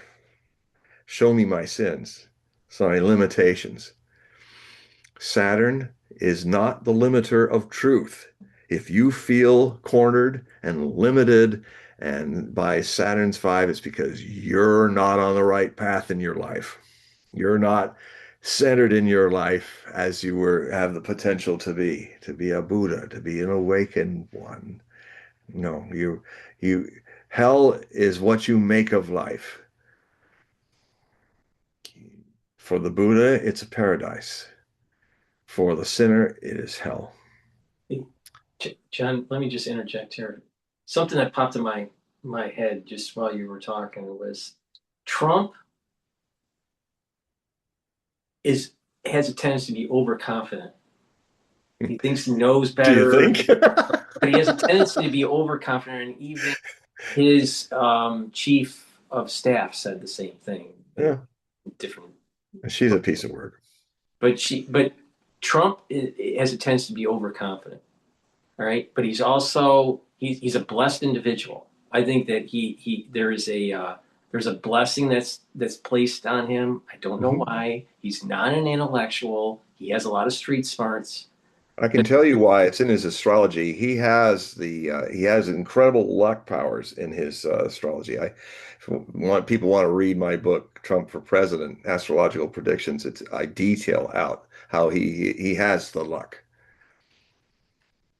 Maybe you see this in the chart too, but my feeling with Trump is that because of his hubris, and he thinks that because he was successful with Venezuela, that he'll be successful and it was going to be a short operation, knock out the supreme leaders, and then the IRGC would just fall or collapse. Well, it didn't. And because of his hubris and the luck that he's had all of his life, it was a trap that set this in motion where that if he tries to pull out, he personally will look like he failed. The Republican Party will look like they failed and they will lose. They're not looking like it. Right, They are right. failing. But the point here is that it's a trap. He can't get out now. So now he's forced to escalate. And then this escalation will lead to the oil disruption that will force the hand of China to make their move because a lot of their oils come out of Iran.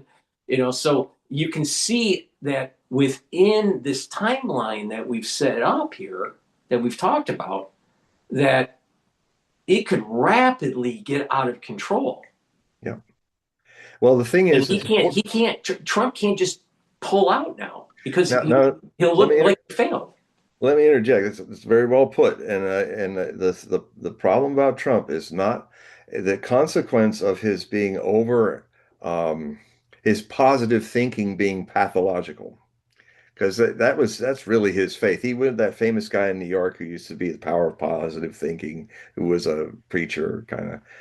And his family they used to go every Sunday to him. He's a famous evangel of this concept, and so his whatever kind of religion he got totally into that. And I talk about it in the book. But his greatest danger is the things that are going on with his Libra planets struggling in the sign of his very powerful empathic channel, but it's wide open and easily manipulated by evil people.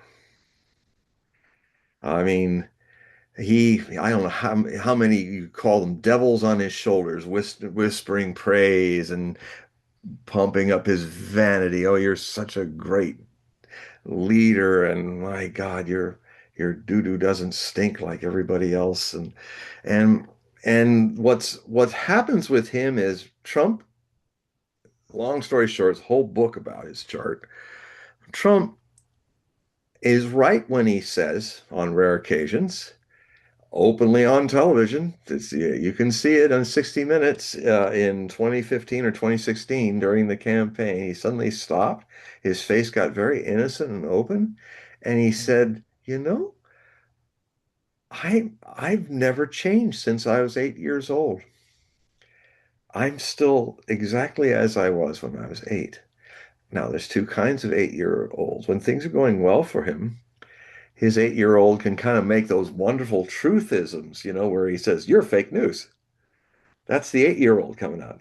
The emperor's naked, and he had a lot of that going on when he wasn't going to med as much as he is now. Um, so there's the other child, which is a brat and spoiled and demands and expects everything to go his way. And if he gets into a temper tantrum, he may throw a nuke at somebody. Um, and everybody's that's around him.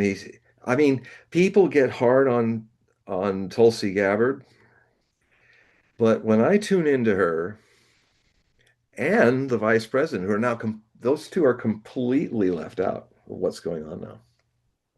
And people say, "Oh, she's betrayed us because she's still staying in here." No, no, you are wrong. So wrong. I understand the feeling when people say that. No, she's there. She's there even taking the hit of if she goes down with the ship, it's the end of her career and all that. She is literally there to keep truth somewhere in that cabinet of Donald Trump. And that's what I sense. She's staying in there because I mean, and then as Scott Ritter, who interacted with her sometimes before she was, he sometimes she would ask him questions and stuff. So she's tuned into the alternative media. So is Vance. I think JD Vance even watches the Greeks, the Duran. Well, JD Vance needs to watch our show. So, Yeah, well, I'd love to talk to him. I tell you, my source is somebody that comes on. Robert Barnes comes on their show and some other shows. Robert Barnes is a friend of JD Vance, and he's very good at he's a really hot lawyer. He also did some work for Trump with lawyer. I highly recommend you watch him. He's a fast shooting, fast speaking guy, brilliant, very good at forecasting, but he does it more in the buying and the betting on the future. He's very good. He's got some of the you gift want there. to you want to hear something that no one has said at all that I know of. All right. So let me have that as a caveat. So this is going to be, I think, breaking news. All right. I personally think that Trump is a Freemason, and Trump signaled to people that make decisions, because we don't make decisions through our electoral college, especially when it comes to who's going to be put on for the primaries. All right. So there is a group that has been signaled by those shoes that were bought and the shoes that were oversized for for Rubio. He was signaling that he doesn't want JD Vance to win the primary. He wants Rubio to be the next president. Well, that's because Miriam Adelson told him that she wanted Mario Rubio. That I didn't know. I Yeah, didn't. no, no, that And, he's there. Actually, he doesn't like him. I remember little Mario with the little hands problem. Trump hates the guy personally. He's there because Miriam Adelson said, if you want this money, make him your Secretary of State. well, but the thing is that I think the shoes that were purchased for the staff and it was oversized for Rubio, it was a signal to the ones that are making the decisions that the one that's going to be Filling his shoes. filling his shoes, right, will be Rubio, not JD Vance. Well, I don't think I that think would there's a happen. problem between Trump and JD Vance actually. Yeah. Well, yeah, yes, because he's even mentioned it a bit. We take different views on these problems, which is putting it lightly. JD Vance, and there's been a lot of false stuff coming out about JD Vance, which Robert Barnes really clarified, is that Vance is not on board with this. Vance and Tulsi Gabbard are the two people who are speaking reality in that crazy cabinet of his. And that the gatekeeper, the lady who's running it, she used to be employed by Netanyahu. She actually ran his election. So she is deep into the Zionist situation. Mm. And she's literally a gatekeeper. She makes sure certain people don't get to see Trump anymore at any time. And Vance and Tulsi Gabbard are kind of in They're they're the last sane people in that administration who are trying to do something. They're ready to ruin their careers um, because I think they kind of understand that there won't be a future career if these things really could go as bad as they go, and it could happen next month. The level to which Trump's Trump has been in this long spiral astrologically, where a dark night of the soul for a long time, but it gets worse in this new year.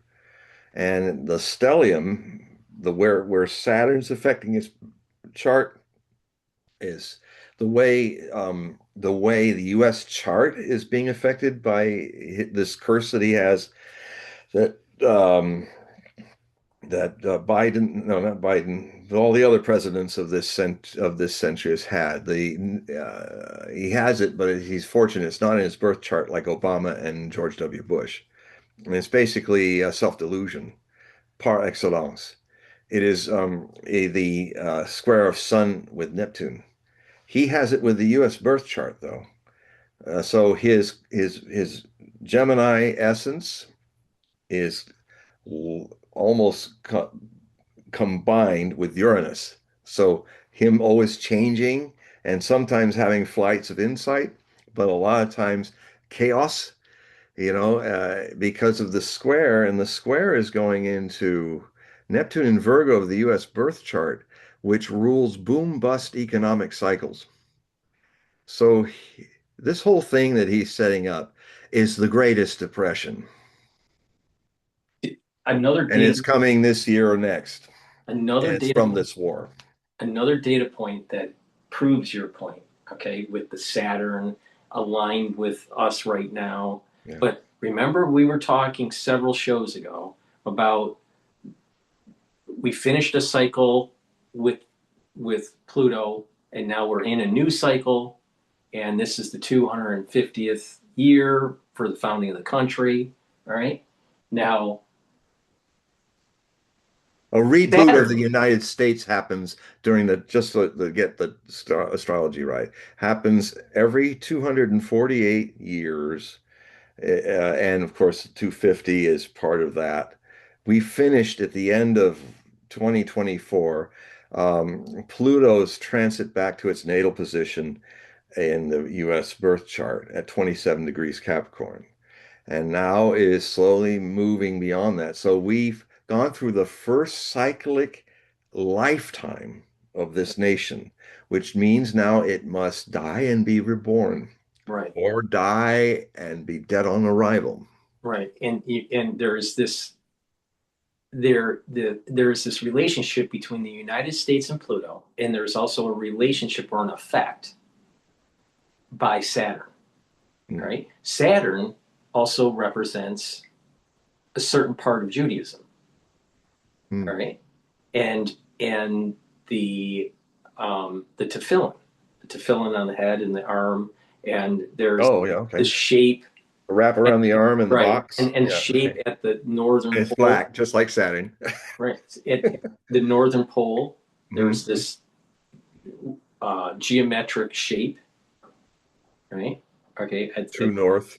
at the truth, right? So there's this relationship between Saturn and Judaism. There's this effect that we're seeing in modern time of Netanyahu and his cabinet and Judaism and in Israel, and the effects on Trump and some of our positioning in the Middle East. All right. Now, the Tanya, which is a Hasidic work that was published, all right, it was published in 1796, but it took many years to write. So the writing of the Tanya is tied to this cycle that you're talking about. Well, the French Revolution too. If it was that was a year, that was a couple of years after the First Republic was created, which Nostradamus saw in one of his prophetic prose letters, and actually spelled out that they would think at that time common advent of the people. There'd be the kings would be deposed, the Catholic Church would be persecuted, as it really was in the opening of the French Revolution. And then he said, but the people of that time will think it's a new age, and they will create a new calendar for 1792. Now, it's intriguing because officially the revolutionary calendar was fashioned in 1793-94, but they proacted, put it back to, they wanted to say that it started, to start the count in September of 1792, so it would parallel with the first French Republic of the French Revolution, the first of six or seven, I think six republics since.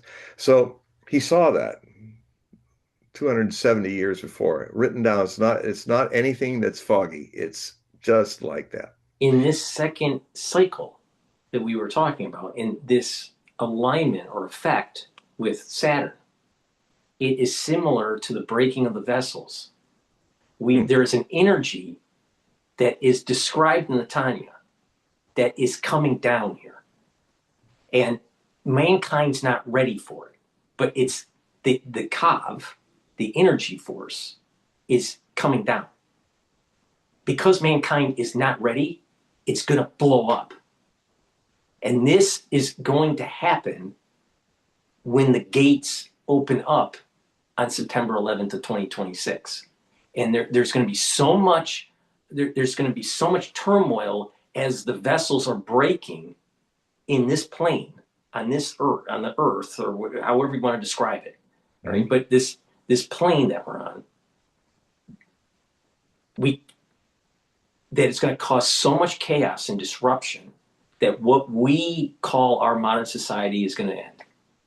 Now, it's not going to end like in 30 seconds. It's not going to end in 2 weeks. It's going to be a series of things that are breaking, just like how the vessels, there was a series of vessels that were breaking in the Tree of Life. There was these different vessels that would fill up with the Kav and they would break. And the next one would fill up with the Kav and then break. Right? So there's something similar is happening here. Now, now sounds dystopic. Mankind's not ready for the Kav. Mankind's not ready for this energy that it's coming down, but it's not going to wait. We can't stop it. We can't pray to stop it. It's coming down. And because we were given a warning to prepare after October 7th. But because mankind wasn't preparing, and we're at the state that we're in right now, I personally think that there is no redemption. And that this thing's Okay. gonna all this cob, all this energy that's coming down is gonna break everything. Now You we're know, gonna see Paul. this manifest in a nuclear Yeah. war. Well, yes. I mean, I really would be. I'll be pleasantly surprised if we don't see a few nuclear detonations even next month. The other situation is that you have a similar problem with, the Russians are going to break out in this year, and it's going to break out of being the war of attrition. And then you got all these idiot European leaders in NATO who've also completely depleted their weapons that are rusting in the Ukrainian battlefields. And, when you've got all these Western powers have America, Israel, the NATO, all have set themselves up. NATO should have never advanced on Russia all those years. They broke a promise and then they're right on your borders and building bases. Last time that happened was Hitler in 1941 doing the same thing, and the Russians didn't do anything. They lost 27.5 million people in 3 years. But they won the war. But it was terrible. And before I forget, it's one of the things I've been doing since I've been published in 1987. It's a theme that I often come back to because I'm a specialist on all the prophetic traditions of different cultures. And that's there are you've given us a really good introduction into the Jewish angle, the Hebraic angle to this, Paul. And but it's interesting to note that the Hopis have their version of this, and the 2020s are it, the Great Purification by Fire, where there are four worlds that have happened. We are in the current fourth world in the Hopi prophecies, and all the warnings have been fulfilled. I wrote one of my most popular books is a short book called The Essential Hopi Prophecies, where I just took it back to, before it got so famous that everybody was attributing everything to the Hopi prophecies. I literally just used the prophecies, not all these embellishments that have come since. That's why the book is short. But it's a very popular book. My work was blessed by Thomas Banyaka before he died. And I was also in a delegation from the Osho commune to actually meet their Osho in Thomas Monganya. I didn't actually go in the end, but I've been the scholar of the three of us that they told me everything had happened, and I'm the person that's giving it to the world. How the Hopi prophecy was seen. My people are the red cap, red cloak people that came out of the east, out of the sky, and were all over the place in the west, and then suddenly vanished. Well, we did vanish. We don't wear our red clothes anymore. We've gone underground. But that's, and the Hopi recognized that. So it was about all of that. So I seem to have had direct involvement with the actual work of this kind of prophecy. So, but I did a book called Messiahs, which looked at all the different messianic prophecies, 37 different groups, all over the world. And it is interesting how this reality of a travail, a purification, which requires all the stuff that's impure to be destroyed, stuff that we identify and cherish when it's really evil and a mess. So all the world religions and all the prophetic traditions have a their own version, interpretation of the things that you're talking about from a Jewish point of view. There's the Christian points of view. There's the atheistic Buddhist point of view, even. And so my book Messiahs looked at that, and it's still out there. You can buy it in used bookstores. It's one of my most beautiful coffee table books that I sketched out the designs and had them do it in England. Um, so there again, back to the theme of alchemy. Even the most terrifying, terrible things are an opportunity to grow. You know, Lucifer means light, but Lucifer became Satan. The base metal sins of our unconscious lives and the way we live it, and our hubris and all that, is the same stuff that makes the gold. It cannot be otherwise. They have an intimate relationship. Heaven and hell have an intimate relationship. Um, and the end of we're seeing the end of a great age, and a lot of the old will be destroyed in it, and it may take centuries to recover from it, but we're in it now, and I can recognize that all these things are coming together in so many different prophetic traditions.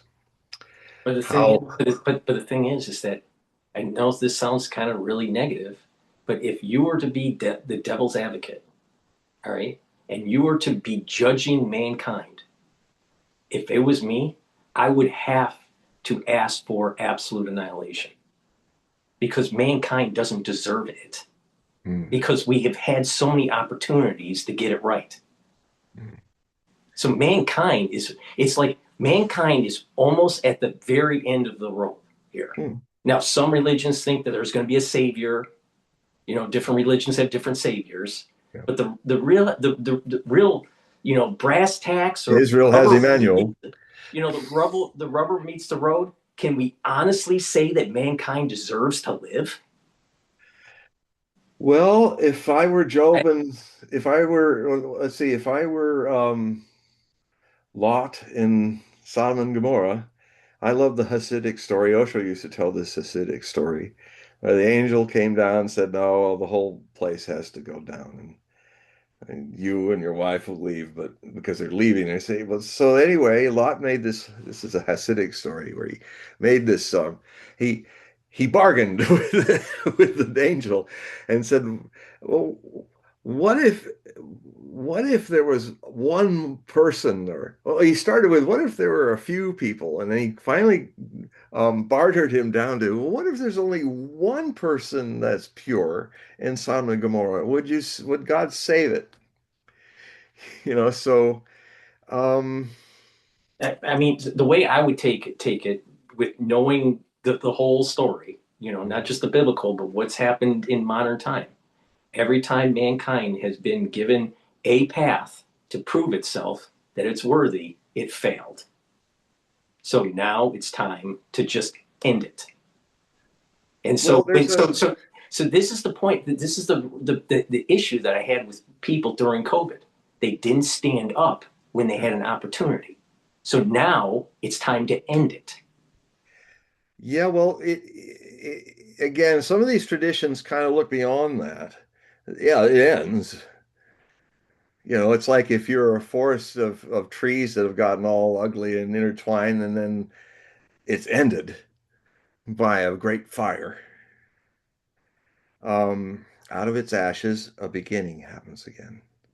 Yeah, but I don't know if it's going to be mankind. It may be the bears or the goats, or maybe it'll be an antelope or something. But I'm not sure if it should be mankind. Consciousness is not a form anyway. Well, okay, I'll grant you that. Yeah. But in the physical in the physical I mean, I mean organism, we could be not ending. I necessarily. mean, I'm not ruling that out. I mean, what will probably happen is that if we just can't make it, we have performed the Fermi paradox. We are in a classroom situation for the human race where that I think a lot of civilizations across the universe have tried and failed. But what will happen is, as a forest is destroyed, somewhere else, another plant will grow, another world. It may be the end of this, but the universe is vast, and the possibilities uh, are many. And I understand the feeling, oh, we don't deserve. But there's almost a little subtle quality of what I would ask God, what is your expectation of us? I mean, you're responsible for this whole thing. Why did you create evil? Why did you create rape and all that? Because that's on you, God. You didn't have to create that. I mean, I remember sometimes the born again Christians came in when I was working this head shop in Ports of Call, the Prophet, which was it took care of all the occult and metaphysical needs of the South Bay area of Los Angeles and the Latino culture. And it was quite an education just before I went off to India. Um, and these guys came in and said, these two guys, they're talking to me, and I was in my orange robes by then, and they were saying, well, um, there was evil, and what were they saying? And we have to just choose between good and evil. And I said, and the devil's evil, and we got to fight against the devil. And I said, who created the devil? God. Didn't God create the devil? He created Lucifer, but if Lucifer became the devil, who's responsible for creating it? I'll take it one step further. I'm not so sure that the devil is evil. Yeah, well, I mean, the devil seems to be a prosecutor of yeah. people's actions. Yeah, it is, and it's also yeah. But these guys were kind of in that one-dimensional way of looking at it, and I just said, look, ultimately, even if you create the prosecutor, Paul, God's responsible. So God can just take a look in His own divine mirror and ask the question, why did I create all this? Because all of this is His responsibility. Because if He hadn't created it, would any of this happen? And it was always set up for failure. Yeah, and of course. Well, destined God set it up for failure. and we were destined to burn. He plays with his toy people, and like I used to play with my toy soldiers and kill them all and all that. He seems to be a child, and maybe that's why Trump has his dumb luck because he's a precocious 8-year-old in a Not, 80-year-old body come June you 14th, know, I know your and he could blow up the world. I know your opinion of Hitchens. Christopher Hitchens. I know the bad. Oh, well, I also loved a lot of what he Yeah, says. but one of the things that he said when he was dying from A cancer, great writer. right? Oh yeah, absolutely a great writer Yeah. and a great orator. Yeah, oh yeah. I mean, I dig him, but I also nail him. You It's too know, bad we never had a uh, debate. so one of the things that he said that I thought was really telling was is that when he was dying from cancer, there was Mm, no hope. He was going to yeah, die, yeah. and he said that he didn't understand when people had cancer why they were saying, "Oh, why me? Why me?" While he stated, "Why not me? There's nothing special." And this gets to the very essence of what we're talking about tonight. Do people really deserve to have the freedoms that they have? They didn't fight for them. They didn't protect them. Do people really deserve life? And maybe the great prosecutor is right. No one deserves it. And that includes me and everyone that I know. I would just Nobody sim deserves it. I would just simply say, it's that's why I call myself a luminous atheist. I often find that atheists, if they're not dogmatic about it, like theists, are. I mean, Buddha, a lot of the greatest religions are atheistic. Buddha, there's no personification of God. This is my experience of it. There's godliness, though. And the godliness is in, if people could look inside, they will find that all these dramas and all these things that happen are part of a great play. But if it can be witnessed from the source, that witness, that divine spark, is neither good nor evil. It's it's beyond those things. Inside of us is that source of God that we mistakenly personify, in my experience. Personifying means that we turn it into an imaginary friend or foe, uh, a a the prosecutor as well, and all of that's happening. But um, it's this world is a classroom, I would say, and it's a place where Um, and the strange thing about something that's so universal is the complete awakening of it, that universality can only happen one individual at a time. Individual, I say, is an undivide you all. It's like revolutions are really react illusions. People are reacting to the czar, so they replace him with a greater czar called Stalin with the red banner. you know, or they replace the Chinese emperor with Mao, the greatest emperor of ever of them all, in a way, even though he wore the bad clothes, the simple clothes and all that.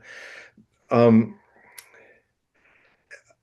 Being in India, I had my eyes open to a lot of very interesting and Zen, a lot of interesting ways in which um, even God's part of that play. Even God's a changeable um, state. And you see it in nature. If everything's green and wonderful, then an eruption happens and wipes it all out. And then you could get all pokey about it, like Varang has in Fire and Ash. We lived beautiful, but then the fire of volcano came and burned everything, and Ewa did not help us. You know, um, it's uh, it's a bigger story than any of our minds and our hopes and fears can wrap itself around because there's something deeper in us that is not our minds and hopes and fears. And I am facing the potential of nuclear war, you know, happening maybe next month. If not, it will set in motion a 2 years of travail because Saturn, which is anchoring this whole, Saturn's got Neptune, mass mind communicator, Saturn, the reality giver, or the sin exposer. Mars, beginnings. Mars, in this case, is a beginning that will happen after the endings. You know, a lot of 12th house stuff into the first house of Mars in that kind of relationship in astrology. We are now at a point where a lot of things that we've been doing are going to collapse because we've gone through a state of entropy. I mean, the American people fought for their freedoms. The people were far more related to their responsibilities as citizens. What we can all learn from this situation is how we got this messed up. And then from that could be the beginning of something new. Because the Hopis say, you know, the great purification of fire is to purify and burn out the fourth world and destroy it. And when that's destroyed, what is left is the survivors will create a new fifth world, which is far more balanced and spiritual and harmonious with nature. This is also a common theme in all different apocalypse. You have Jerusalem coming out of the sky. You have the temple coming out of the sky for Emmanuel. You there. What I always seek. I take note of the details, but I'm always trying to seek the core essence of it, which they all share.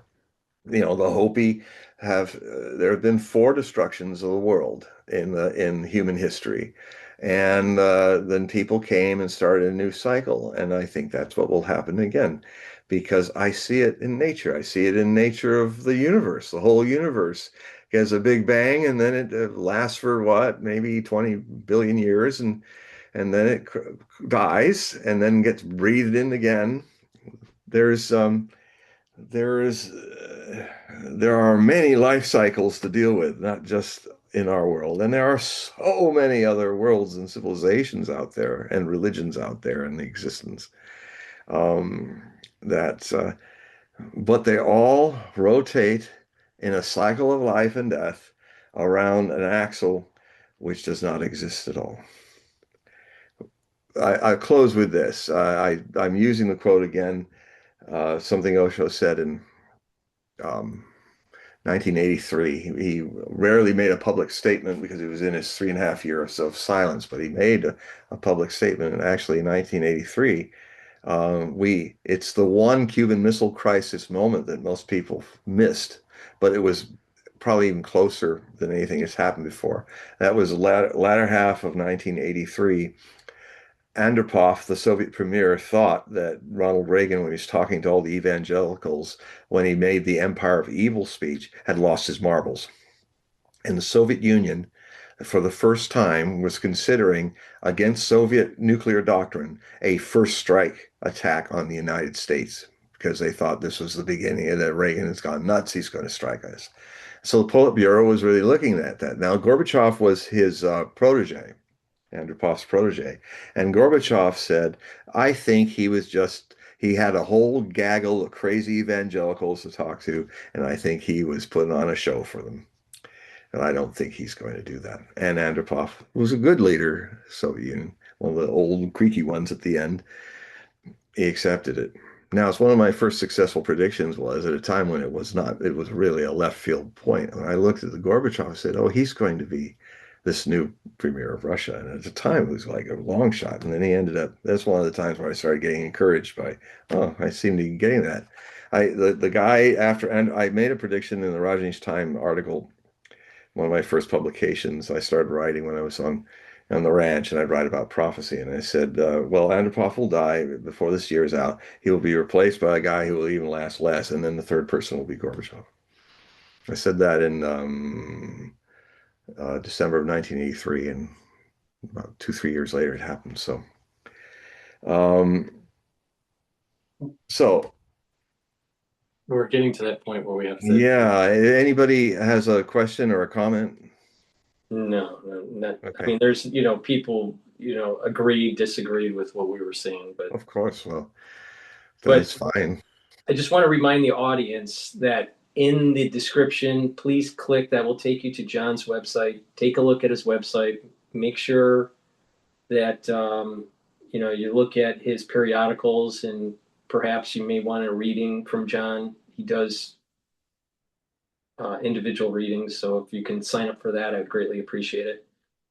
John, if just quickly, if you can just describe a little bit about the readings and the periodicals, and then we'll shut it I down. would um I would say that in the next few weeks it would be I would invite many of you to become subscribers to the Hogue Prophecy Report. These times are so pivotal, the most in my entire life, that things are really coming to a head, and it's good to get a different insight and at least understand the blow and respond to it positively, which is always possible. Um, so if you subscribe in the next before the end of the month, if you subscribe before this new bulletin is out, and you put in the note when you do at PayPal that you put in the memo line that you want, put February article, or just say you want the previous article, because it would be good for you to get the what I just released a few weeks ago, which really looks in detail about the astrology and all this that is going on, and how these are really decisive times for great change and upheaval that are coming. And also I will be talking more about the Noah's Ark of Consciousness. I'll finish with that because the 1983 Osho said um, that it had come to a crisis point, that the human race, as it is now, the Earth cannot tolerate its unconsciousness. So, this is a variation on a theme. You know, now Osho's being the prosecutor, and saying, and he talked about many things that have happened, about how the climate would go out of control, how there would be floods and fires and floods and famines and things that we had not seen since biblical times. And he said, and people will be seeking a Noah's Ark, but there will be no Noah's Ark.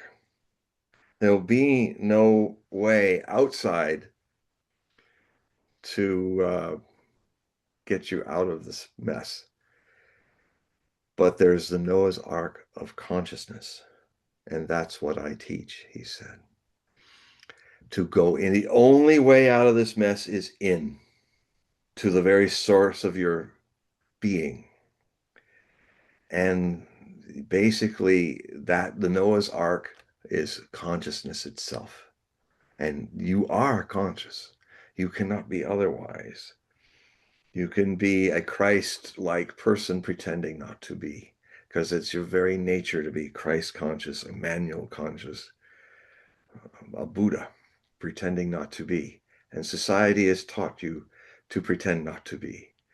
And when you can just accept as a hypothesis that you are the very source of all divine things, just as a hypothesis to be tested through witnessing, 24/7, witnessing your mind, your body, your emotions, the people around you, certain techniques that I've been taught from Osho. I could share them with you if you want.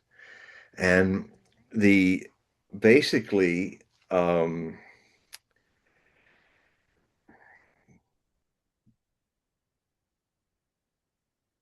when you start to see the pretending not to be things, pretending not to be the things that you cannot avoid being, the very source of the divine.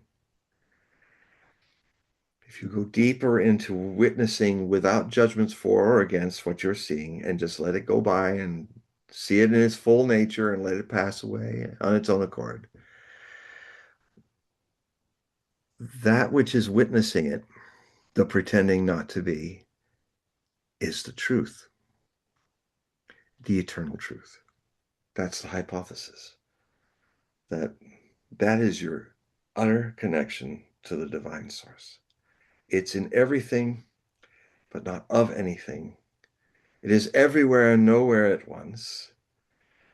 You were brought it into the world as a child, but because you were innocent and open, and your parents, priests, politicians, and pedagogues who had lost the spark forgot about it, as often happens through conditioning, they, in unconscious but well-meaning ways, helped you forget it too. By saying, okay, for you to survive in this world, you're going to have to play a game. It's a really great game. Oh, what game is it? Says the child. The game is pretend that you're not a divine spark. Okay, and then you'll love me and feed me. Yes, you'll be able to be in our society and you'll be able to cope with it and live with it. But you've got to forget that you're a divine spark. You just won't make it if you don't. Okay, I'll play the game. So you play the game, and children are total. They play. So I played the game that I was not a divine spark, and won the game. I forgot that I was not a divine spark, and I also forgot it was a game. And so this metaphor is to kind of point out that meditation, as I've learned it from Osho, is about relaxing back into the witness that you have forgotten by watching all the pretenses that life have put in yourself to make a personality.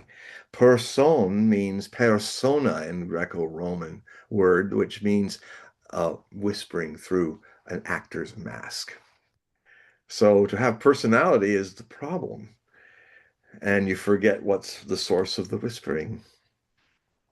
And it is as simple as that and as ordinary as that, that this is, I contend, the very source of things that no apocalypse or destruction or end of the world can touch.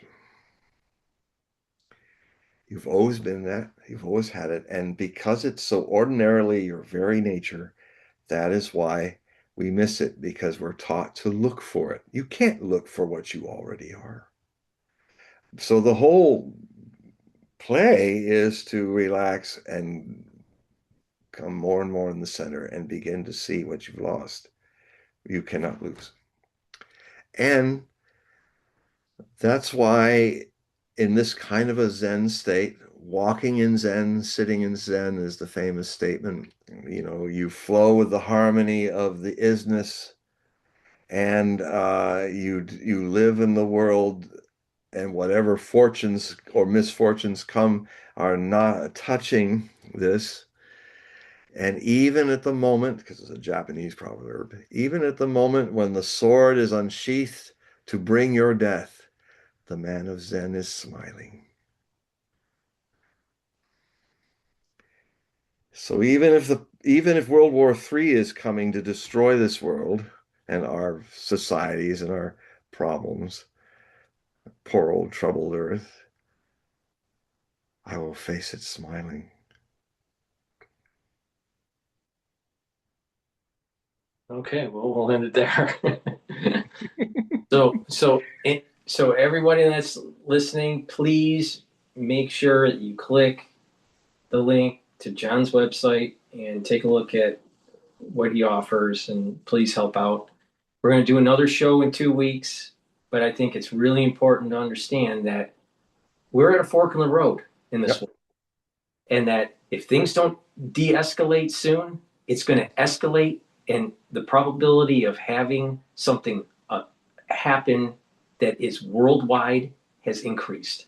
So Yes. so stay And tuned. it will go on increasing um, throughout April into May. But April is going to be the decisive thing of this. It's going to be like nothing that happened before in the Cuban Missile Crisis or anything like that, and it's going to hopefully scare a lot of us straight. Hmm. And I look, I just want to add one other thing before we shut down.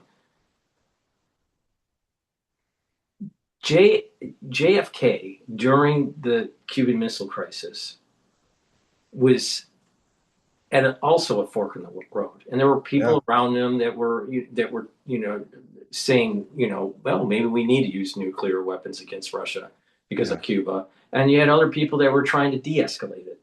yeah.